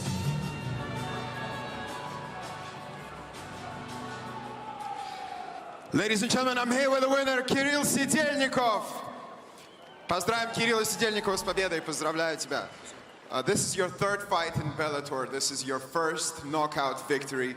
And it is in your home soil in Russia. Tell us about how that feels. Это твой третий бой в Беллаторе, твоя первая досрочная победа. Расскажи твои ощущения выступать в твоей родной стране. Добрый вечер, Москва. Рад всех приветствовать. Огромное спасибо всем, кто сегодня здесь собрался.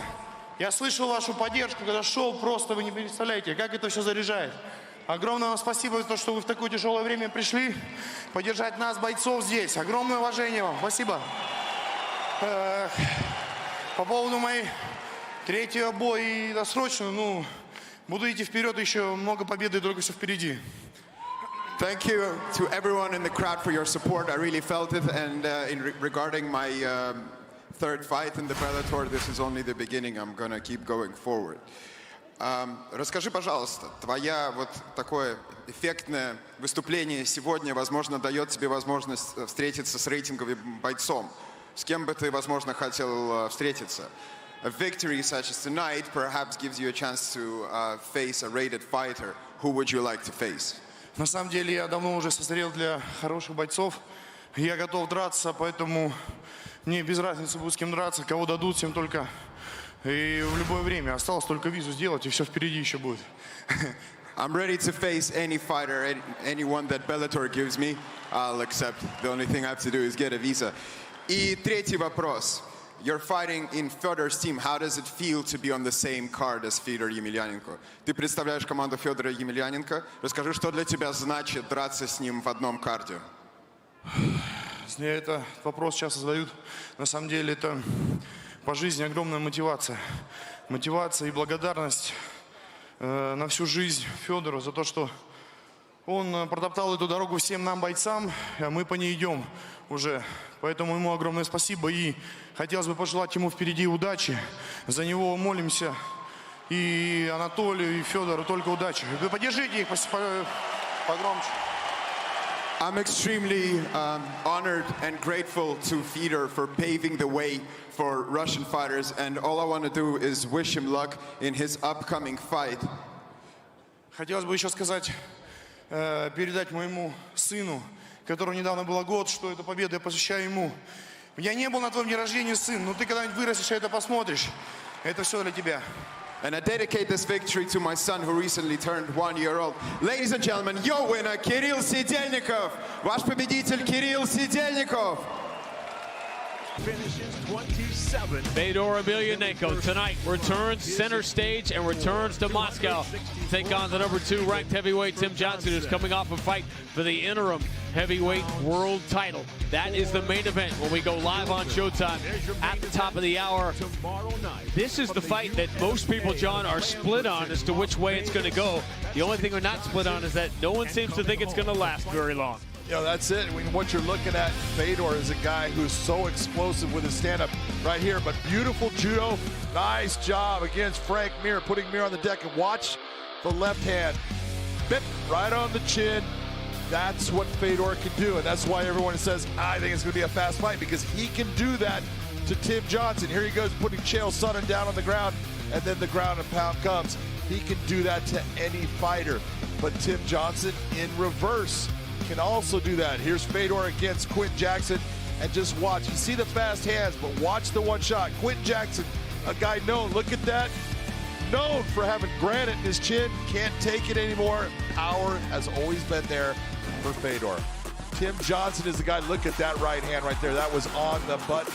He was the guy that was always the wrestler, went to Vegas, started learning from some great stand-up coaches at Extreme Couture, and changed his game, uses his wrestling, but is able to get there in a better fashion based upon his stand-up has gotten so much better, and he has power. And let's be honest, he could put Fedor out with that power. All it takes is one shot from a 265-pound man to end the fight. He's got great wrestling. Overall, he has turned into a fantastic fighter. A Fedor walk in Moscow will be the icing on this cake, filled with an important fight at heavyweight for the former world champion Vitaly Minakov. Usman Nurmagomedov trying to stay undefeated, but we'll kick it off top of the hour with one of the best 185ers in the world, and Anatoly Tokov. We'll see you tonight. The largest country in the world welcomes home a mixed martial arts giant and favorite son. Fedor. Fedor. Fedor. Fedor is my favorite fighter of all time. Any Fedor fight's a big fight. Fedor was a legend. Best guy I've ever fought. No fear in his heart. The best in the world. Come on, Fedor is the greatest of all time. For the first time in history, Bellator MMA lands in Moscow, Russia, with an epic night of fights headlined by the greatest heavyweight of all time. Очень ответственно, и у меня всегда, конечно, бои мои. Я к ним максимально ответственно подхожу. Вот, но у себя дома хотелось бы, конечно, победить, чтобы наши зрители, россияне, порадовались.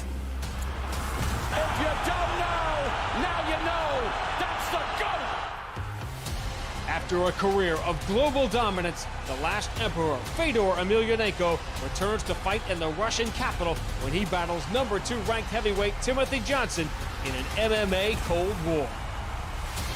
From Russia, with love, this is Bellator 269. We're going to make some history tonight. It is great to see you. I'm Sean Grandi. Occupational hazard in broadcasting, right? We tend to overuse terms like icon, like GOAT. Well, I'll tell you what.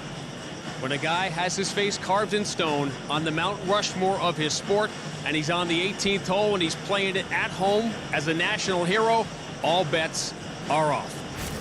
Fedor Emelianenko tonight returns to take on the American Tim Johnson, who is on a roll of his own, having just fought for the interim heavyweight title. An icon in the main event, an icon next to me now, and Big John McCarthy. We've all watched Fedor for years, making history, the win streak, all the above. He's not the same fighter he was then. None of us are the same person we were back then. But every single time he has stepped in the Bellator cage, it's been explosive. Father Time takes something from all of us, but explosive is what Fedor is, and he still is. He is still fast, he is explosive, and he comes to fight. He wants to prove that he can compete with the very best. This is a guy, big power, big speed, and that is what makes him so hard to deal with, is his speed is still there. Along with that power, he comes to fight. He doesn't care whether he wins or loses. He cares whether he competes to the level that he wants to compete at. What a remarkable second act Tim Johnson has written here for his career. This was off the radar, unimaginable he could be in this spot tonight. A couple of years ago, man, he turned everything around and very nearly became the interim heavyweight champion. Boy, it was close, and you talk about the turnaround. When he ended up moving from Minnesota to Las Vegas and changing camps, he has made a complete change in the fighter that he is. He's got power in his hands. He's still got that wrestling. He's a bear. He is like a big grizzly. And he is a guy that you have to be careful with. He went to Paris and spoiled something for Czech Congo. He wants to come to Moscow and spoil Fedor's homecoming. The ultimate road game going to be played tonight by Tim Johnson, the American, in Moscow to take on Fedor Emelianenko in the main event. Simply put, you said it, 29-2, 18-3-1. Both have outstanding records. They know each other, they're friends, but they're not going to be for a couple minutes. A night that ends with a worldwide icon and a national hero making the walk in his home country begins, as always, with Michael C. Williams.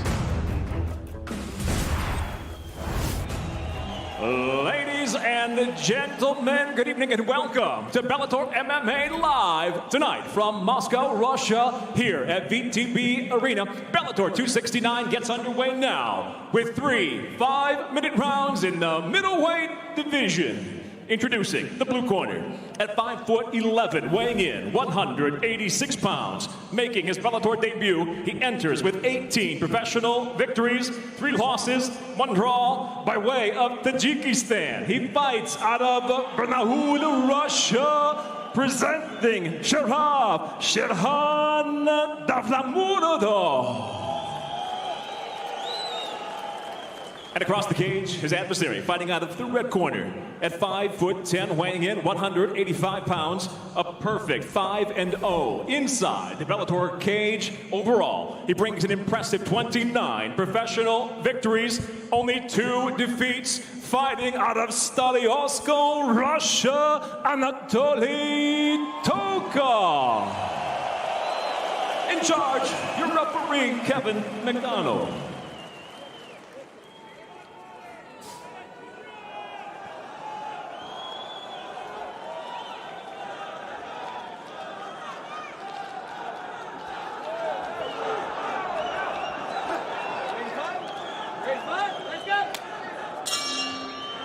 Both men said tomorrow we drink together, tomorrow we eat together, tonight we fight.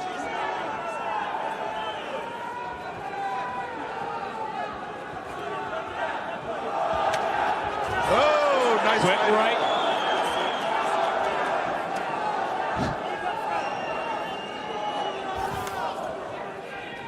What goes away when you're fighting a training partner, John? Well, what goes away is you know what he brings, you know what he does well, and so you go into it already knowing, well, I got to be careful of this. I have to watch. He likes to do this. All that information is there, so normally you get a faster fight starting off from the beginning. We talked about this so much last week going into the Ryan Bader fight with Corey Anderson, and that one didn't last very long.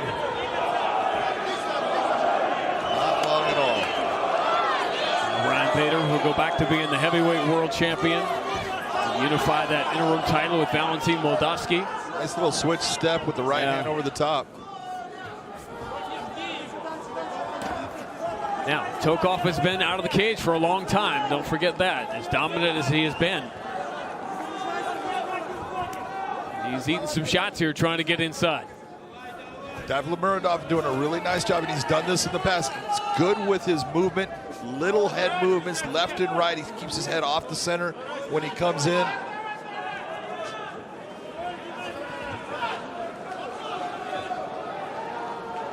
Despite the inactivity, and that's only Tokov says, I'll fight Gegard Mousasi right now.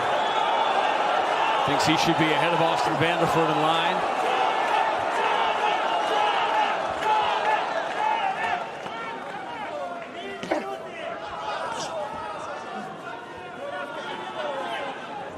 We always say, John, a lot going on here. What's at the top of that list? Well, right now what you have going on is those double unders that you see. That is a dominant position, but he wants to keep his hands not in the middle of Tokov's back. That's going to cause him a problem. You want to bring him either up high or down low. That's why Tokov was able to stay with that position and use the fence as a balance point and then turn the position. We might set a record for glove touches here.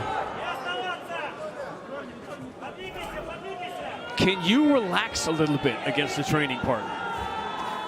A tendency to, a guy you've only essentially sparred with. Tokov touch. Oh, that's a big overhand right. I don't think he's that hurt, but it definitely got his attention. No question. That's why you see him going to that clinch. Right away, gets the double unders again. But Tokov, yeah, he pulls his way out of it.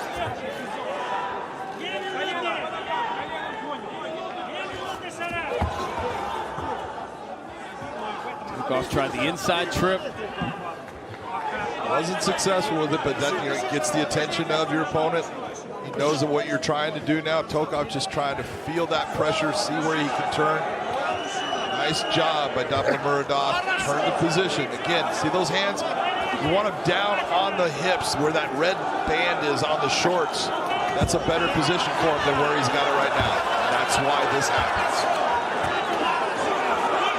We're talking so much about Tokov, and rightly so. He has earned all the hype, but Davlatmurodov has not lost in 4.5 years. He has won 6 in a row. And that damage and that cut isn't a big cut, but it's in a spot that's troublesome. Yeah. Right now, it's not giving him any problems. He's not dabbing at it or anything like that, but we'll see if it starts to affect the vision. You just saw him swipe at it right there.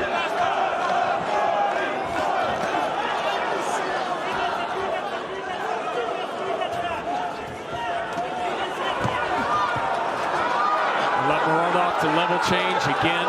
Nice digging of the underhook. Get Davlatmurodov's weight up.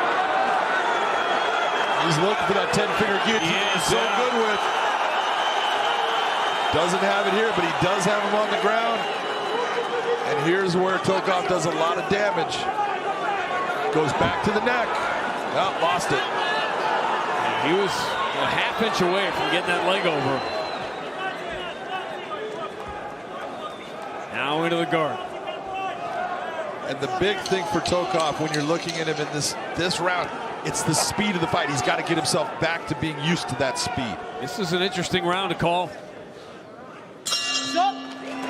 Tokov did. Here's at that point with that punch, you see it was because of the leg being held up. He's off balance. So it's really not, based upon being hurt. He just was in a position where he could be pushed back. And then you saw the shots that when Tokov hit Davlatmurodov, that right there hurts him. Watch him take him. You can't see it with the leg, but knee coming up in the middle. And then with the takedown, the guillotine attempt, that should go 10-9 for Tokov. Against Brett Cooper. Brett Cooper caught him, beat him, and he came back and got that win back for Brett Cooper. And Brett Cooper just one of 2 guys to stop Davlatmurodov in 22 professional fights.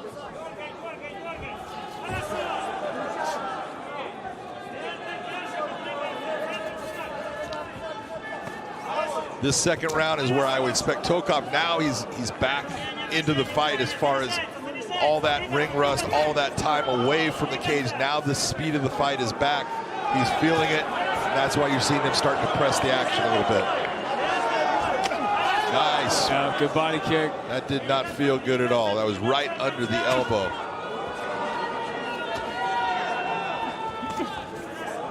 You've seen some of the toughest men in the world take one of those shots in the wrong spot, and it's done.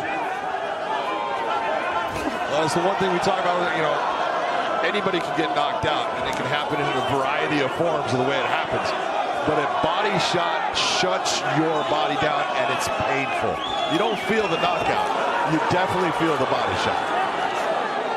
Tokov went into aggressively. He'll land that overhand right. Nice stiff jab by Davlatmurodov. That's keeping Tokov honest.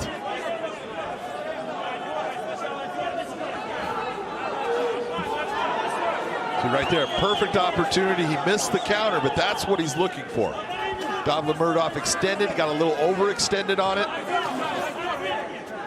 Tokov wasn't able to capitalize. A little closer that time.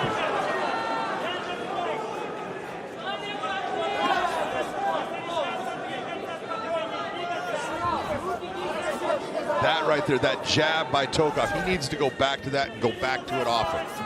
That sets up all of his offense. Right there, that's exactly what he did. He set it up with the left jab. That's it. Landed one of his better shots. That's why he gets the easy trip takedown now. all of this just adds up. And when you're getting into that flow, nice job of controlling that backside ankle. Now it's going to be tough for Davlatmurodov to come using the cage to get himself back up. He's trying to force his back towards the canvas. Notice where he has his legs too, Sean. His legs are not in a position to stop the movement of Tokov right now. That's why he's switching his hips. Tokov close to getting over.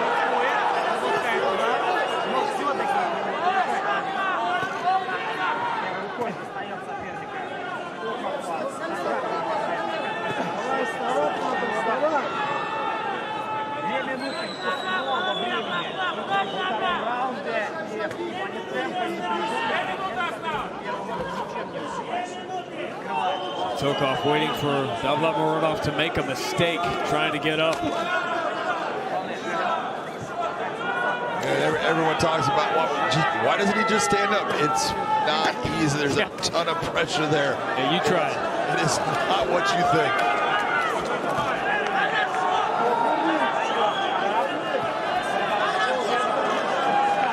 Nice job of digging the underhook. Yeah, we got him. It's also tiring to hold your guy there, too.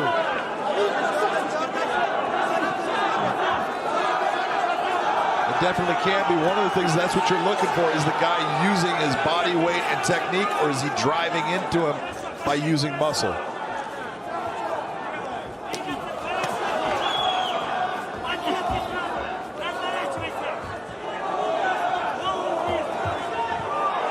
Tokov's got his head in the right place, but loses his... Yeah, he does. He needs to continue on that single leg. Very nice job. Turn that corner with it.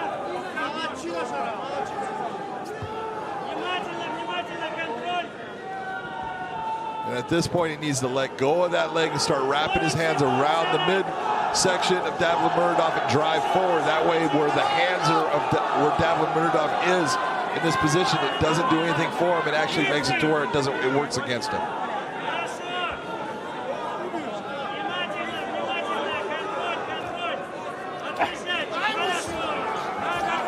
That's what I'm talking about. See how he just moved the hand, drive forward.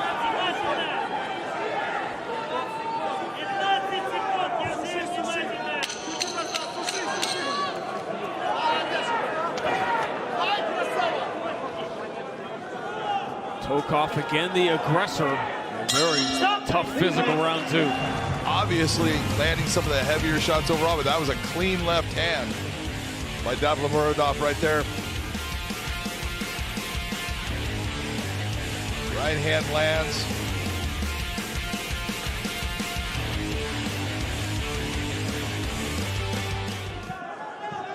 And it's not that it's a close fight, but that's the way you score it.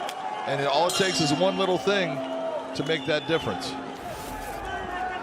Tokov has only gone to the judges' scorecard 7 times in 31 pro fights. Doesn't happen very often.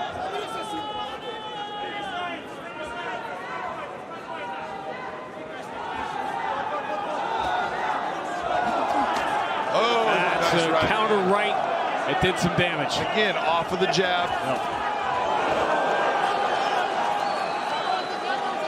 The other thing about moving up to 185, you haven't been hit by 185ers.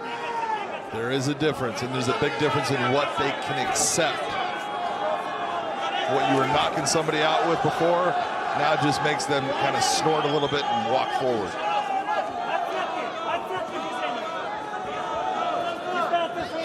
As we've seen all throughout the night so far in the prelims and beyond, so much pressure on the Russian fighters, particularly the Team Fedor fighters, trying to perform for their country, trying to perform for their teacher on his night.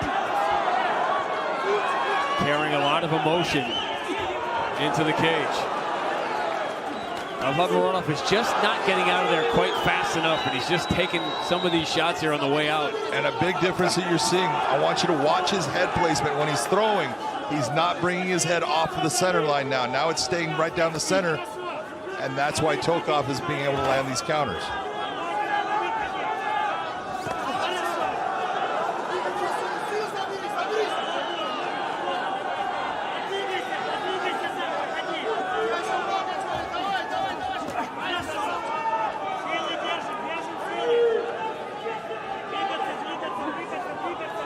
The offense for Davlatmurodov not nearly as crisp. He had a couple of clean shots early in the fight, but you slow a fighter down by just 10%, and that makes a huge difference.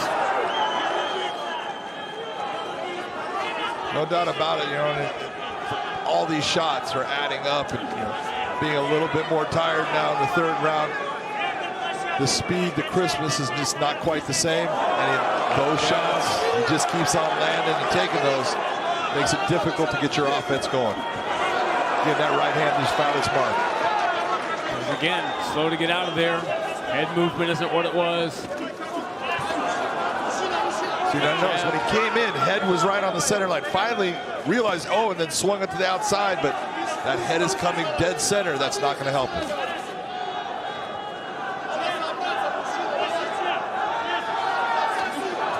The first 2 rounds were close. This one has not been. Tokov still stalking.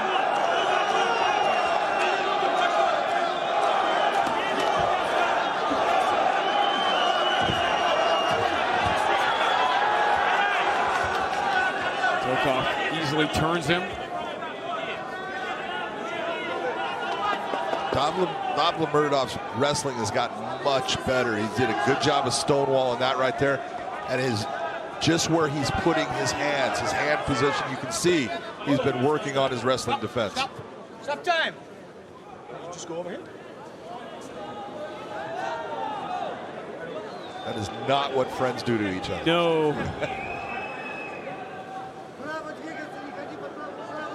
With friends like that. Let me know when you're okay.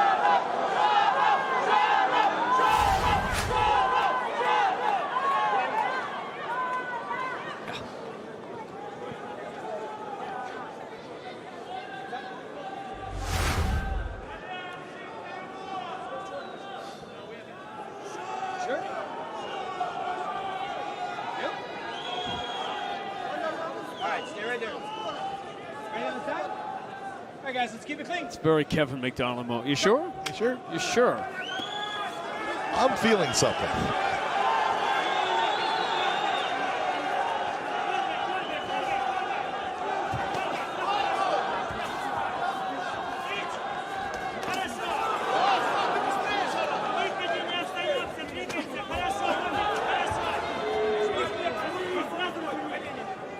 Shots from Davlatmurodov just a little bit slow.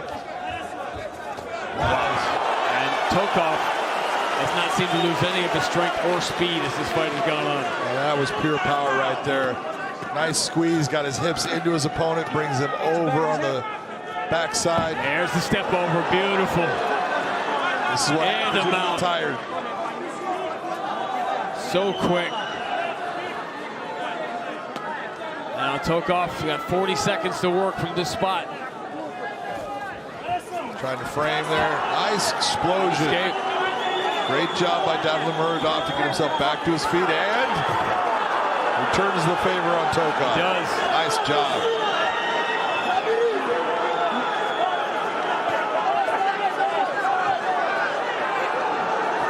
A little high there. Tokov needs to come up onto his feet, start to shake him off. Nice job by Davlatmurodov. Gets back to getting his hooks inside. He's still high. It's going to end that way.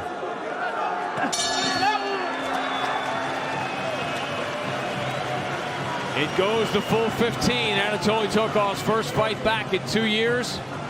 Friends before, friends after. Ladies and gentlemen, having gone the distance, we'll go to your 3 judges at cage side. Your first judge, Jacob Montalvo, scores the fight 29-28. He sees the fight for Davlatmurodov. Your second judge at cage side, Ben Cartledge, scores the fight 29-28. He sees the fight for Tokov. Your third and final judge at cage side, Michael Bell, scores the fight 29-28 for the winner by split decision, Anatoly Tokov. Well, that was interesting. Well, that's what it really comes down to. That's why you have 3 judges, because not each judge sees the same thing, and that's why the 2 that see it, they saw it the right way. 30 wins by age 31 for Anatoly Tokov with his sights set on the middleweight world title. He's with Mikhailov. Ladies and gentlemen, I'm here with the winner, Anatoly Tokov. Дамы и господа, победитель боя Anatoly Tokov. This is your 6th Bellator win, and only the 2nd one to go to a decision. Would you say that this is one of the most difficult fights in the organization? Это твоя 6-я победа в Беллаторе подряд, но только 2-я, которая прошла дистанцию и дошла до судей. Сказал бы ты, что это один из самых сложных твоих боев? Да, добрый вечер, друзья. Всем спасибо огромное за поддержку. Скажем так, я 2 года не дрался, и я считаю, это мое возвращение. Дальше буду только идти в гору. Вот, этот бой был очень тяжелый для меня. Я, чуть-чуть подзабыл, что это такое. Но я думаю, с каждым боем я буду прибавлять. Вот, и в ближайшее время, обещаю, стану чемпионом этой организации. Всем спасибо. I took a 2-year break, and I'm only going to go uphill from here, and I promise that I'm going to be a champion of this organization. И на эту тему, считаешь ли ты, что Анатолий Токов заслуживает боя за титул 6-й победой подряд? Do you feel as though it's time for a title shot for Anatoly Tokov? Я считаю, что я заслуживаю, да. Может быть, этот бой не показал на все, что я способен. Но у меня не получилось даже наполовину раскрыться. Вот. Дальше будет намного лучше. I believe I deserve a title shot, though in this particular fight, I couldn't show everything that I'm capable of. Дамы и господа, поздравляем победителя боя Анатолий Токов! Since the beginning, Russian fighters have been a major part of Bellator MMA's DNA. Numerous Russian world champions have helped put Bellator on the map. Fighters like Alexander Storm Shlemenko. Bang! Beautiful shot, put him out. Andrei Koreshkov. Alexander Volkov became the Bellator heavyweight world champion, only to lose it to fellow Russian Vitaly Minakov. He is Bellator's new heavyweight world champion. As more fighters from the region joined the roster, Bellator's global expansion began, with shows in London, Ireland, Japan, Israel, Hungary, France, and Italy. With a growing worldwide footprint, it was time for Bellator to secure MMA's biggest international superstar, the greatest of all time, Fedor Emelianenko. Fedor made an impact not only as a fighter, but also as a coach and mentor. And Team Fedor began its conquest of Bellator, with Valentin Moldavsky holding the interim heavyweight title and Vadim Nemkov successfully defending his light heavyweight belt. Bellator's Russian presence is as strong as the love of country these warriors possess. How good is that? And it comes full circle tonight as Bellator MMA makes history with its debut in Moscow, featuring a showcase of Russian stars. None bigger than the last emperor,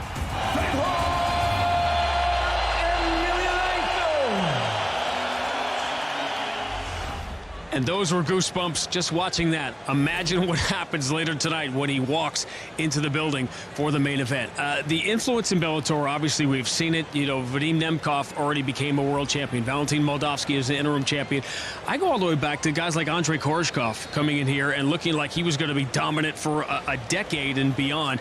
It is remarkable how many fighters have come from just this one part of the world. It's amazing. The region has just produced an incredible amount of talent. And I mean supreme talent. That's the big difference. When you're talking about guys from this region, you're talking about in Bellator right now, you said Nemkov, Moldavsky, you got Tokov. Those are all prodigies of Fedor. Then you're going outside of it and going to Nurmagomedovs, going into Mamedovs. All of these guys are just simply great fighters, and they know how to fight not only in one realm, they fight the entire game. They're good in the stand-up. Their wrestling is fantastic, and on the ground, they're dominating.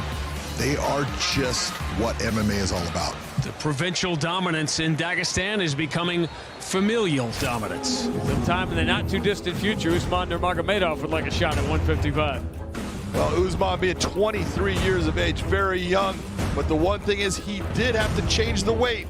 Didn't make that 155. And that says something about how big he's getting and will he be able to stay there. To Michael C. Williams.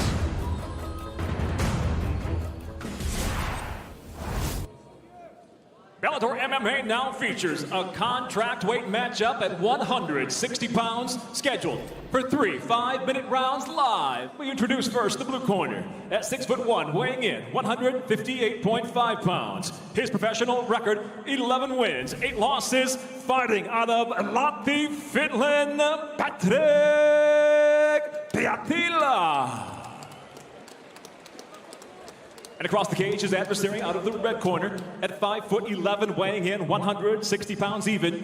As a professional, he's undefeated, 13 victories, no defeats. Fighting out of Makhachkala, Dagestan, Russia, Usman Nurmagomedov. And the referee in charge, Kevin McDonald.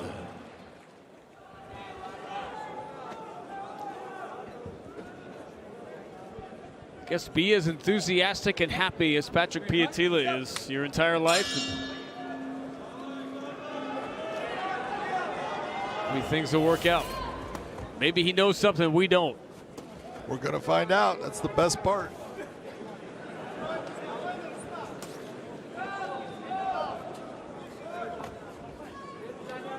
That was strange. Something happened right there. Yeah. Not sure if he hurt his knee or not. It's a funny step, and his ankle just went again. That one low calf kick, it has taken and hit the perennial nerve on Patrik. He's having a hard time controlling his foot based upon that one kick. Where is that nerve located? That nerve is running all the way down your leg, but it especially comes towards the surface on the outside of your leg, down by from your knee to your ankle. That's why that low calf kick has become so just devastating in our sport, because there's not a lot of meat, there's not a lot of muscle for it to be protected by, and when it gets damaged, it stays damaged for a while. Level change, easy takedown into the guard. Usman looking to work.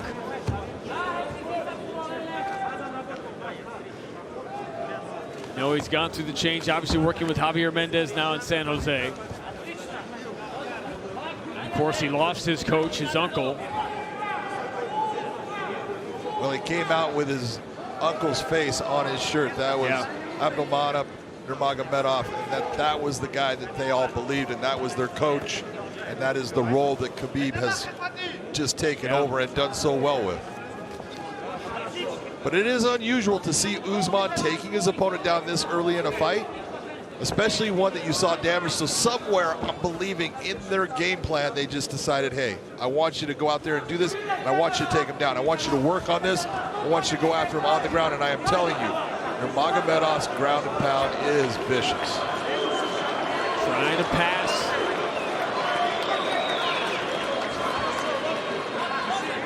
Got one good short elbow, and he just landed another.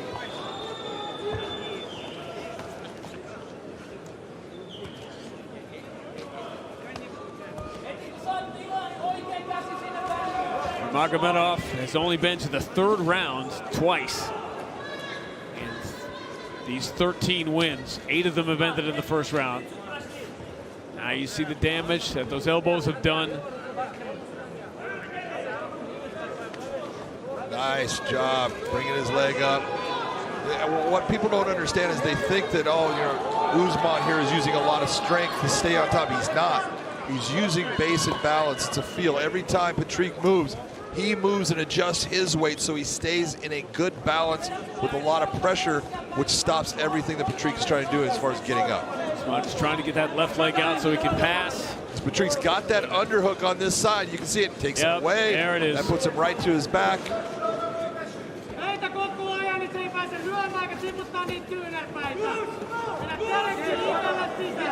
Almost to the mount. Nurmagomedov is working so hard. He's been about an inch away here. He slides the leg out. Now into side control. He's trying to make that quick move in the mount.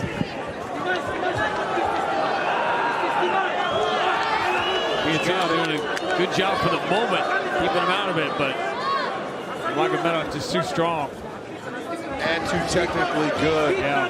You saw how he brought his foot up. Talking about going into S mount. He already is in the position on the back. This fight's going to be over. Nurmagomedov rolls him. This is deep. There's a lot of pain, a lot of pressure on the jaw right there. Now he switches. He switches the grip. Seemed to let it go though, John. He did. He just locked it right back up. Wow. And this is even deeper. It's not going to get out. We're done. Checkmate. Watch him pass here. Comes up. Patrik actually does a very nice job of blocking the knee, but he still is able to get himself in a position. He goes all the way through, and at this point, Patrik turns, and when he turns, his neck is exposed. He had it with that jaw lock and then blocks it back in. This is deep. There's no way he is getting out of that. He's reaching back. There's no strength there. And he's actually going to sleep as he's tapping. You said he took the fight to the ground earlier than he normally does. It really was almost as if this is what the coaching staff and his family, this is what they scripted. They wanted this fight to be. This is exactly what it is. This is what a fighter like Usman, he's got so many tools that you don't have to fight the same fight every time. And they're telling him, we want you to go do this. He goes and he does it. And look at the victory. Michael C. Williams has the final word.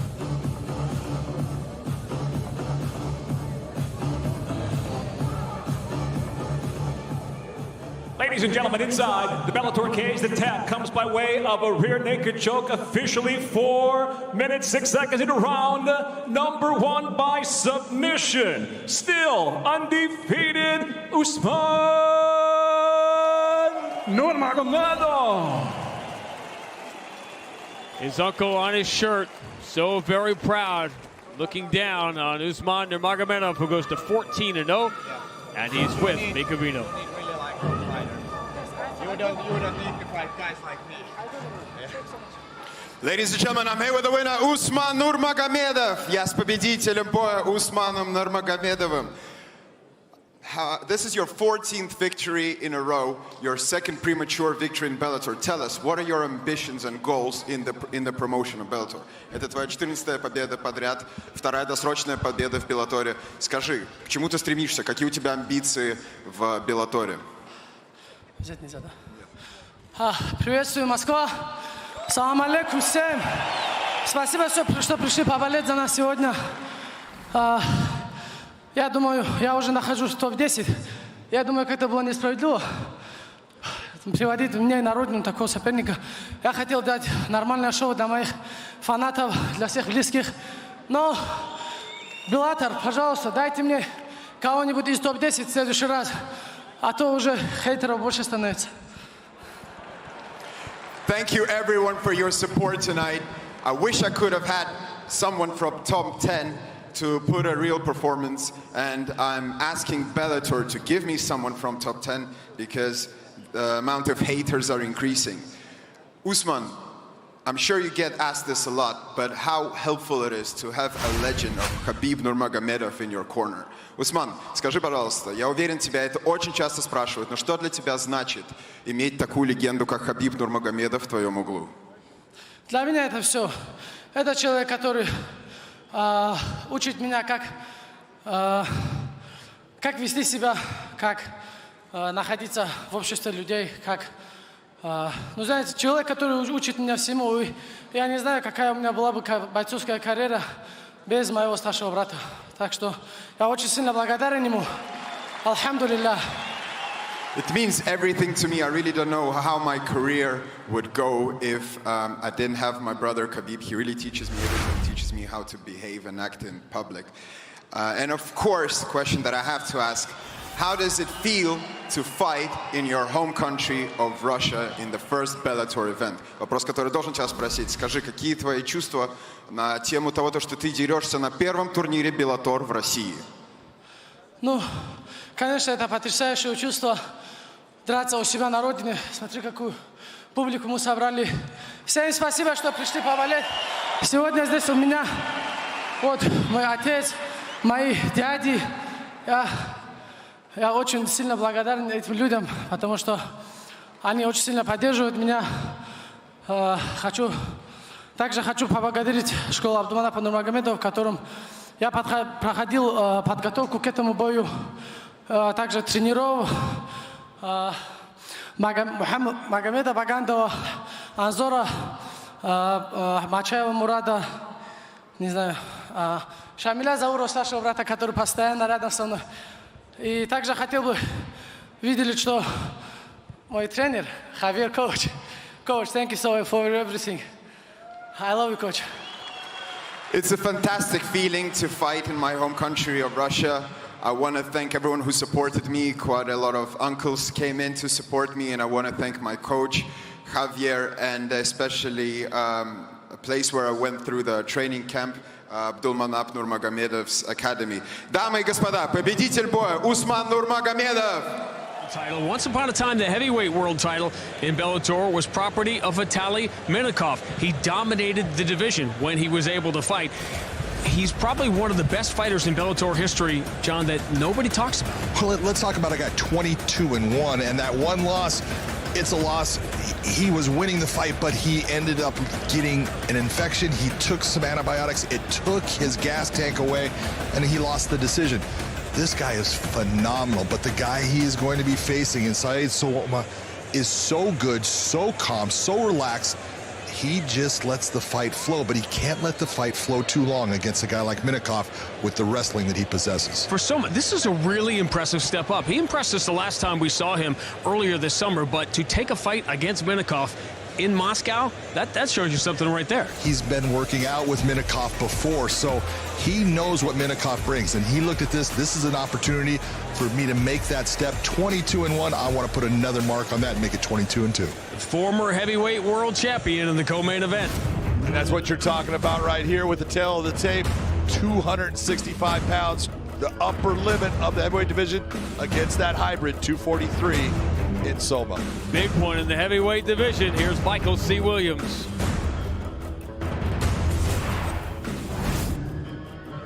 Bellator MMA now presents tonight's co-main event live. Introducing first the blue corner at 6 foot, weighing in 243 pounds as a professional, 7 wins, 2 losses. By way of Suriname, he fights out of Coconut Creek, Florida, USA, Sowma.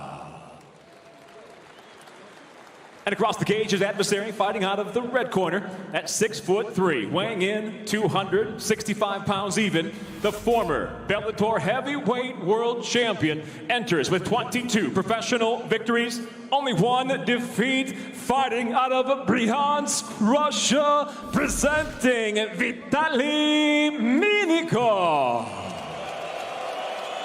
In charge of the action, your referee, Brian Miner. It has been over 2 years since Vitaly Minakov knocked out Tim Johnson. And watching all those highlights of the dominant Minakov earlier in his career, John, obviously you can tell at age 36 he looks like a different fighter. Well, he's going to be different, and that inactivity is part of it.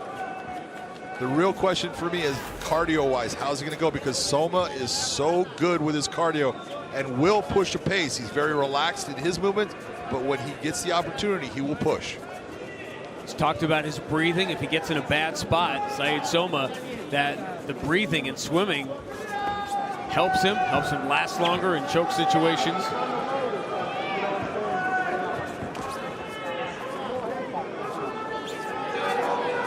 Sowma knows in working out with Minakov, he knows how good Minakov is in the wrestling area, and he's not gonna try to push it in that. Why am I gonna try to push into where he's really strong? I know how good he is there. I want to keep him on his feet. I want to stay on the outside, and I just want to start putting shots on him that start to frustrate him, make him extend, and give me an opportunity to land the big one. Minakov more stalking than anything else.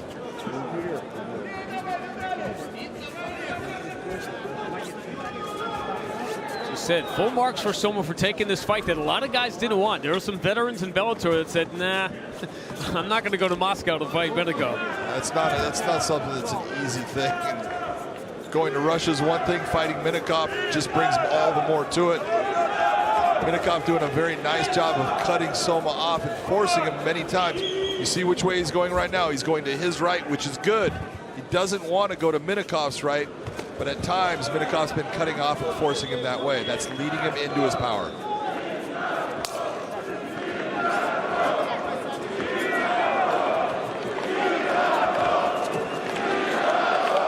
Sowma staying careful.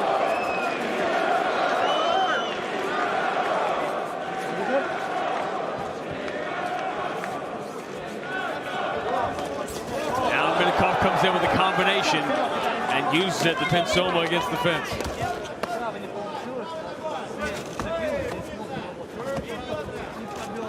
Nice. That's a nice inside trip, yep. And that's what I'm talking about with that wrestling. He's so good, relaxed in the positions, sees the opportunity, feels that balance point, takes away the leg. Great takedown by Minakov.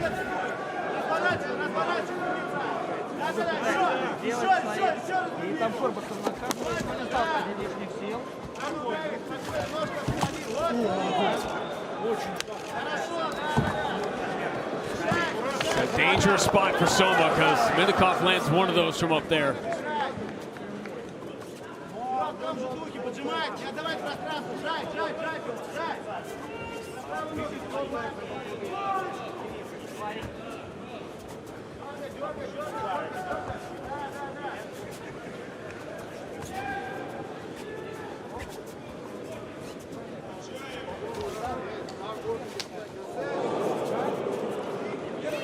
Nice quick kick up high by Sowma, and that kick up high is a good thing because most of the time that's not going to be something that Minakov's going to be able to catch.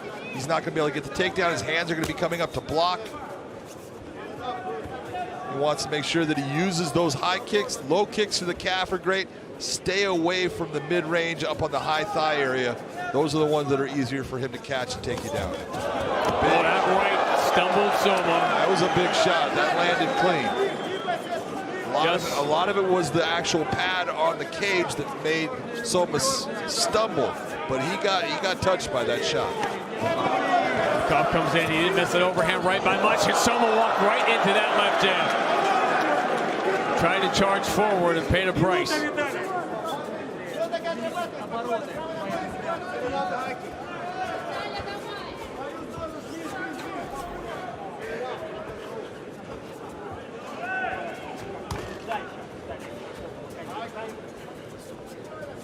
Minakov closing distance.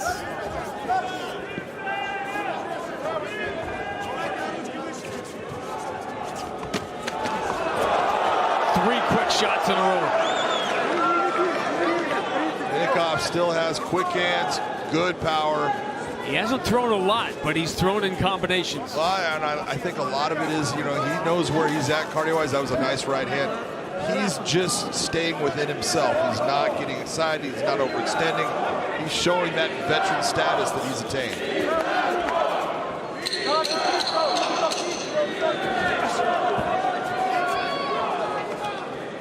Step-up fight for Saeed Sowma, and he felt the power of Minakov in round one.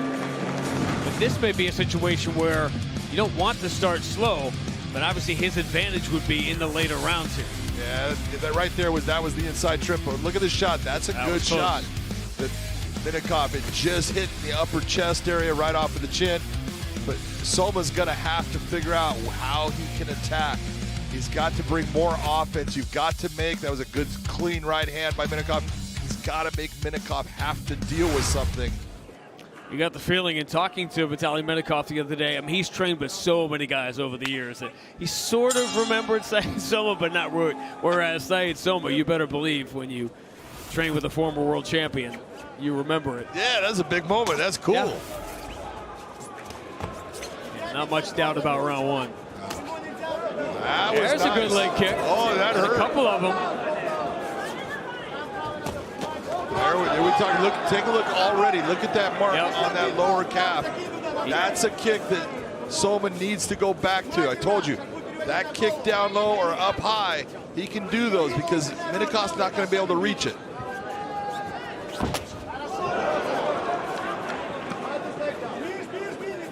Minakov throwing his. to set up these heavy shots. Sowma definitely is having a grip problem. Yeah, there's no question about it. He's feeling like that canvas is slick. He's been sliding with his feet a lot.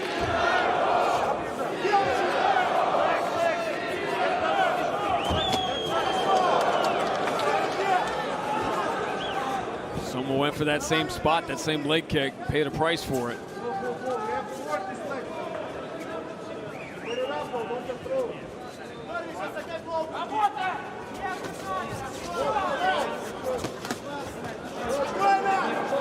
Left got in. Sowma's trying to figure out how he can get inside here. Got a leg kick in, but again, gonna pay for it every time. Good left jab. See, that was a good attack by Sowma, but got hit by that left. It made him step back. You run out in the rain, you're gonna get wet. That one's a heavy leg kick.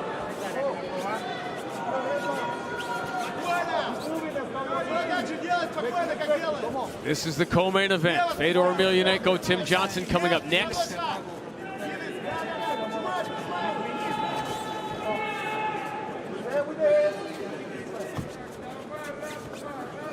Sowma put himself on the map in the top 10 at heavyweight with an impressive first-round knockout last time out. This would really elevate his status if he can steal the win against the former world champion. Definitely, he has to increase his offensive output. So that you can tell. Take a look at the damage on the leg. Easy to see. Evident, and it's working, and he needs to go back to the well.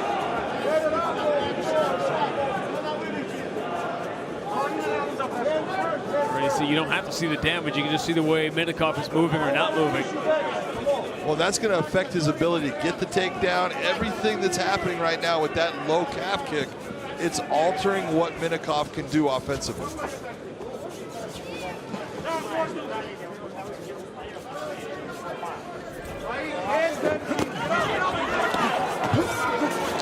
Sowma quicker on the counters. Able to land a couple without getting hit. You know, we talked to Said about, when you train with Minakov, you know how good he is in the wrestling. Why did you take this fight? Plainly put, he goes, man, a wrestling match. Because I think I can beat him in the fight. That's what he's trying to do with those low calf kicks. He has the confidence of youth. He has the cardio of youth. He has the movement of youth. But Minakov still has got those bombs. Sowma really needs to go back to that calf kick. That's a nice catch to the leg. Trying to come with the right hand straight down. You can see Minakov is absolutely aware of that calf kick now. Taking measures to make sure it does not land again. So every time he takes that step forward like that right there, that's when Sowma needs to time his attack and come with that kick. Minakov inching closer here, trying to cut off the cage as we get into the later stages of round two. Sowma has scored that calf kick, and that's the best overhand right he's been able to hit with. I think overall, Sowma has done very well in this round. There's another one. And if you're looking as far as damage, he might have damaged, Minakov more than Minakov has been damaging him. That was a nice check on that kick by Sowma. This is the way we thought. If Sowma could survive the early storm, youth, cardio, all the above favor him, and he may just have evened this fight heading to round three.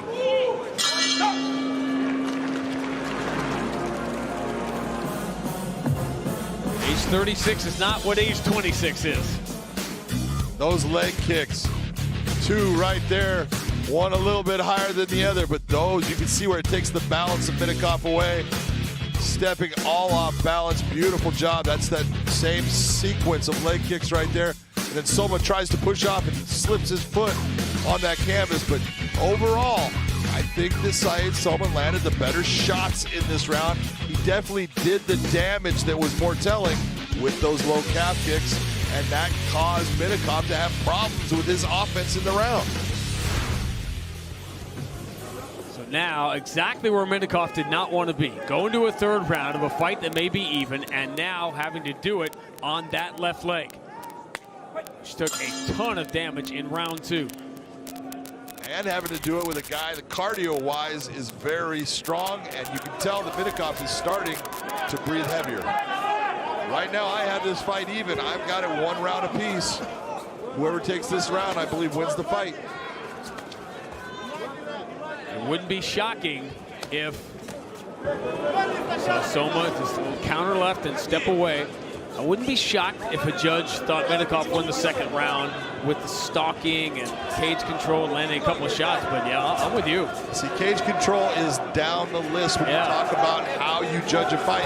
And if you can say who won with more effective striking or grappling, cage control has 0 outcome in that round. I'm with you.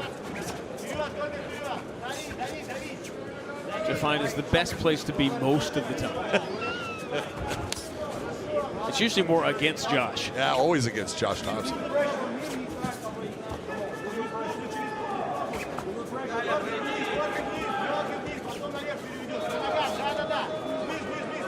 Two years away from the cage, a ton of damage taken on that front leg. Trying to find your cardio, find muscle memory.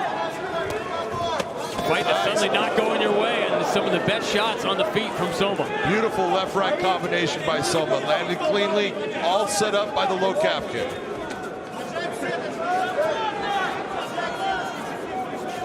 Sowma looking for that landmark win, looking for the one that's going to put him on the map. And he is not only alive in this fight, he is well with 3:18 to go.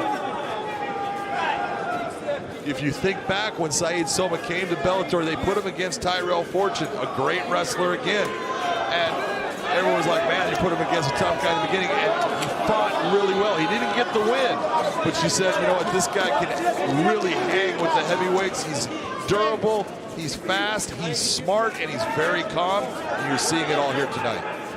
He lost his pro debut, but he has won 7 of 8 sets, and she mentioned that fight with Fortune was the only one he lost. Well, look at who his pro debut is against there. Yeah. To give you a little sign that he might have a chance at maybe getting it back, at least getting the rematch. Even in missing that right hook, he landed another leg kick. Sowma still very wary, as he should be, of the exceptional power of the former world champion. Spinning back fist, that connected. It did. He actually blocked it a little bit, but it absolutely had an effect on it. Leg kick into a combination. Minakov having a problem with that left leg.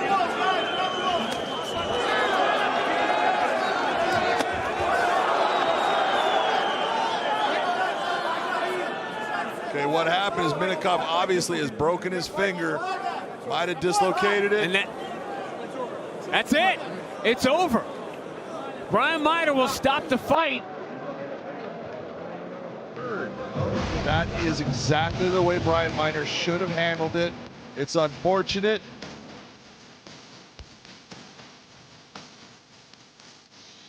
You can see he's looking at his finger, it's popped. Sowma actually gives him time in trying to pop it back, but when he can't do it, and it's going to be a part of the fight that he can't continue on with it in that position, now you're going to have to stop the fight. That was the right call by Brian Miner.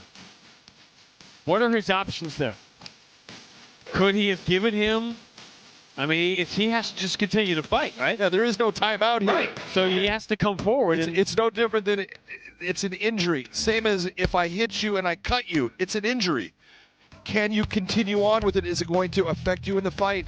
And it's affecting him. That's why he's stopping right there. And I just want people to understand that's essentially surrendering. Exactly.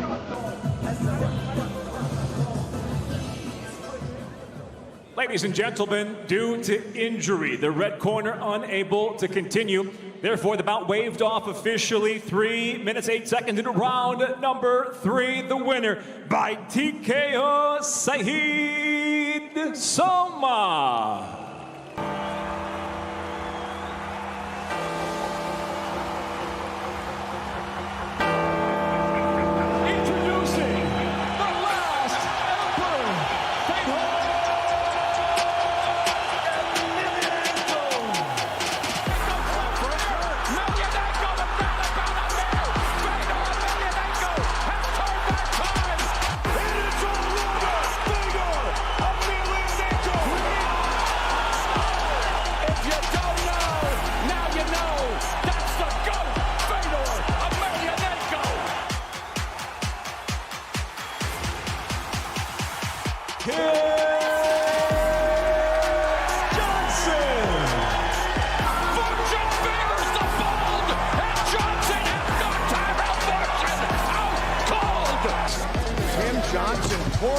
down early. Looking to finish it right here, right now. And it's all over. Tim Johnson. And the thing is, for months, everybody speculated, John, who's it going to be? Who's going to be the one to fight Fedor? All these names were mentioned, Alistair Overeem, Junior Dos Santos, and it has turned out to be the latest chapter in this remarkable second act for Tim Johnson. You know, you look at the reason why Tim Johnson was selected, it was because he was in the upper grouping of the heavyweights, and Fedor says, I want to fight someone that's real. I'm not going to sit here and fight someone that everyone expects me to win. I want to fight someone that can actually come in here and challenge me and put me in a position where I have to fight my best to get that victory. Tim Johnson just fought Valentin Moldavsky for the interim heavyweight championship. The Fedor Emelianenko of 2005 is obviously not the same fighter in 2021, but every time we have seen Fedor inside the Bellator cage, it's been action, action, action. That's exactly what he brings. He brings an explosiveness to the fight. He goes after the fight. He does not hang back and try to be that guy who's just trying to walk away with a decision win. He wants to win this fight by knockout, by submission, or by TKO, ground and pounding someone. This is a guy that you gotta love the way that he just performs. He is still fast. I will tell you, I worked out with him long ago, back in that 2006 time, and he was so fast and so hard to keep up with. I realized, oh my God, it's not that he's real strong, it's speed. The speed creates a situation where heavyweights have a hard time staying with him. He still has speed. His hand speed is impressive, and he still has big power, and that will always get you a good win when it lands. An icon, a legend, a national hero comes home. And the moment is close at hand. 39 wins, the fighter of the decade in the first full decade in which the sport existed.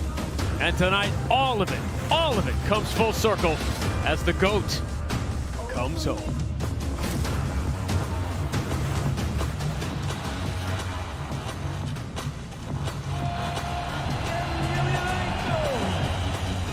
Throughout our lives, we have certain people that are iconic in their sports. Ali in boxing, Tyson in boxing, but Fedor in MMA is an iconic figure. We're talking about a guy that many people would consider the greatest of all time in the heavyweight division. Я не обращаю на это внимания. Я равнодушен к этому. Я должен делать свое дело максимально хорошо. Вот и все. Знаете, я очень доволен своей карьерой, слава Богу. Слава Богу, Господь дал мне большую, длинную, насыщенную, яркую карьеру спортивную. This is a guy that never boasted about how good he is. He went basically 31 fights without a loss for 10 years, facing the who's who of heavyweights, coming out with a victory time and time again. Поставил себе цели, задачи и начал идти к своей цели потихонечку. Is there a ton of pressure coming back to Russia and performing in front of his countrymen?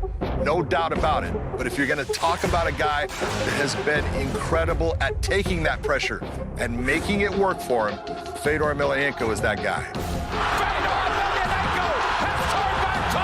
Сейчас я об этом не думаю, стараюсь не думать. Ну, конечно, я, понятное дело, находимся здесь, дома, в России. Очень ответственно, и мне всегда, конечно, бои мои, я к ним максимально ответственно подхожу. Вот, но у себя дома хотелось бы, конечно, победить, чтобы наши зрители, россияне, порадовались. Fedor is aware of everything that Tim Johnson has done in his career, and he believes that he's one of the best fighters out there. He does not want to fight someone of a lower level. Fortune favors the bold, and Johnson has knocked Tyrell Fortune out cold. Tim Johnson coming to Russia, this is not an easy thing, but he has done this in the past. Take a look at what he did going to Paris, the hometown of Czech Congo, and putting on an incredible performance. He believes that he has what it takes to beat the last emperor, Fedor Emelianenko. You know, first probably 2-3 weeks, it was like, man, the jitteriness of, I'm fighting Fedor, you know, going to Russia. And I had to kind of reel myself in a little bit and realize, you know, yeah, he has a lot of mystique about him, but this is just another fight, another opponent who's standing in front of me and my goals. This is nothing personal. this is just a sport, and you know, we're just out here to challenge each other and see who's better on that night. Я надеюсь, что это будет очень красивый и интересный бой. Слава богу, в моей карьере было, практически все бои были интересны. Было несколько таких вязких боев, но надеюсь, что этот бой будет красивым и запомнится нашей публике. Our tail of tape for this heavyweight matchup, you can look at the record of 39-6. It's unbelievable, but it's the weight. That hybrid 233 that Fedor has always been against the monster size of Tim Johnson at 264. Main event time, goosebump time. Michael C. Williams time.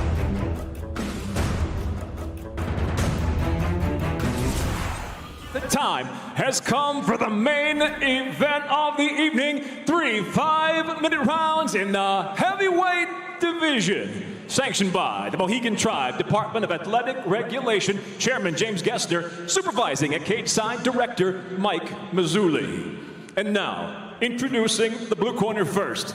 At 6'3", weighing in 264 pounds, just off his title challenge tonight. Along with his number 2 ranking, he brings 15 professional victories, 7 defeats by way of Lamberton, Minnesota. He fights out of Las Vegas, Nevada, USA, presenting Tim Johnson. And across the cage, his adversary, the legend, fights out of the red corner. At 6 foot, weighing in 233.5 pounds, widely regarded as the greatest of all times. He stands with an incomparable professional record of 39 victories, just 6 losses, and 30 of those finishes. He stopped 27 of the opponents in the very first round.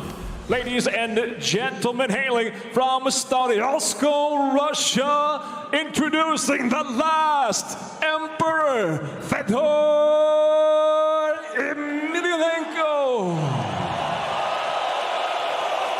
And when the bell rings, the referee in charge, Jacob Montalvo. We didn't get to see Babe Ruth play in Yankee Stadium, but we're going to get to see Fedor fight in Moscow.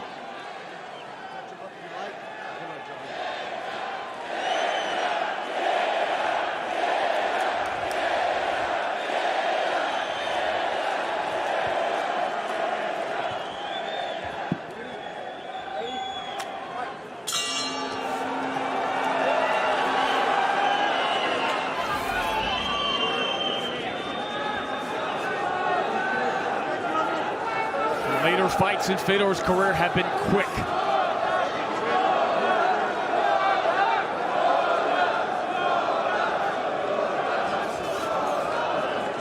A lot made of the weight difference here between these two as Tim Johnson came in right at the heavyweight limit.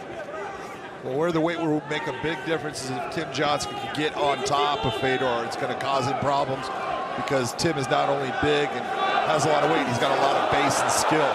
But it's the speed of Fedor's hands that Tim's got to be careful of. That little nice check hook right there that landed, he needs to be very careful of where he opens up because Fedor's hands, he likes to keep them down and he comes from odd angles with his punches. Where has good combination. Tim Johnson just walking right into it, swinging for the fences. Not a bad move by Tim Johnson. Yeah. That's what you want to do. See, even at his age, Fedor's hands are so quick. Where has Extreme Couture helped Tim Johnson the most? Oh, where they've really helped him is they've made him understand how to move his head off the center line, how to attack with his hands. You see how he dipped his head there, came off the center line? That's huge because when your head's down the center, it's there for your opponent to hit, and he was getting hit. Now he's not. He's getting those shots in like that and not accepting a lot of damage. Left jab by Fedor. Oh! Two monster shots by Fedor! And the GOAT comes home and reigns supreme.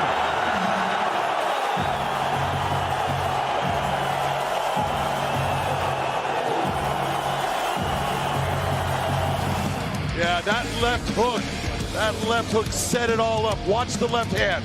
Bip, right there, you see that? And then the right. Big time power. He has always had it, and fast hands. Big combination that puts Tim Johnson out. And how Fedor was the finish. Watch the setup.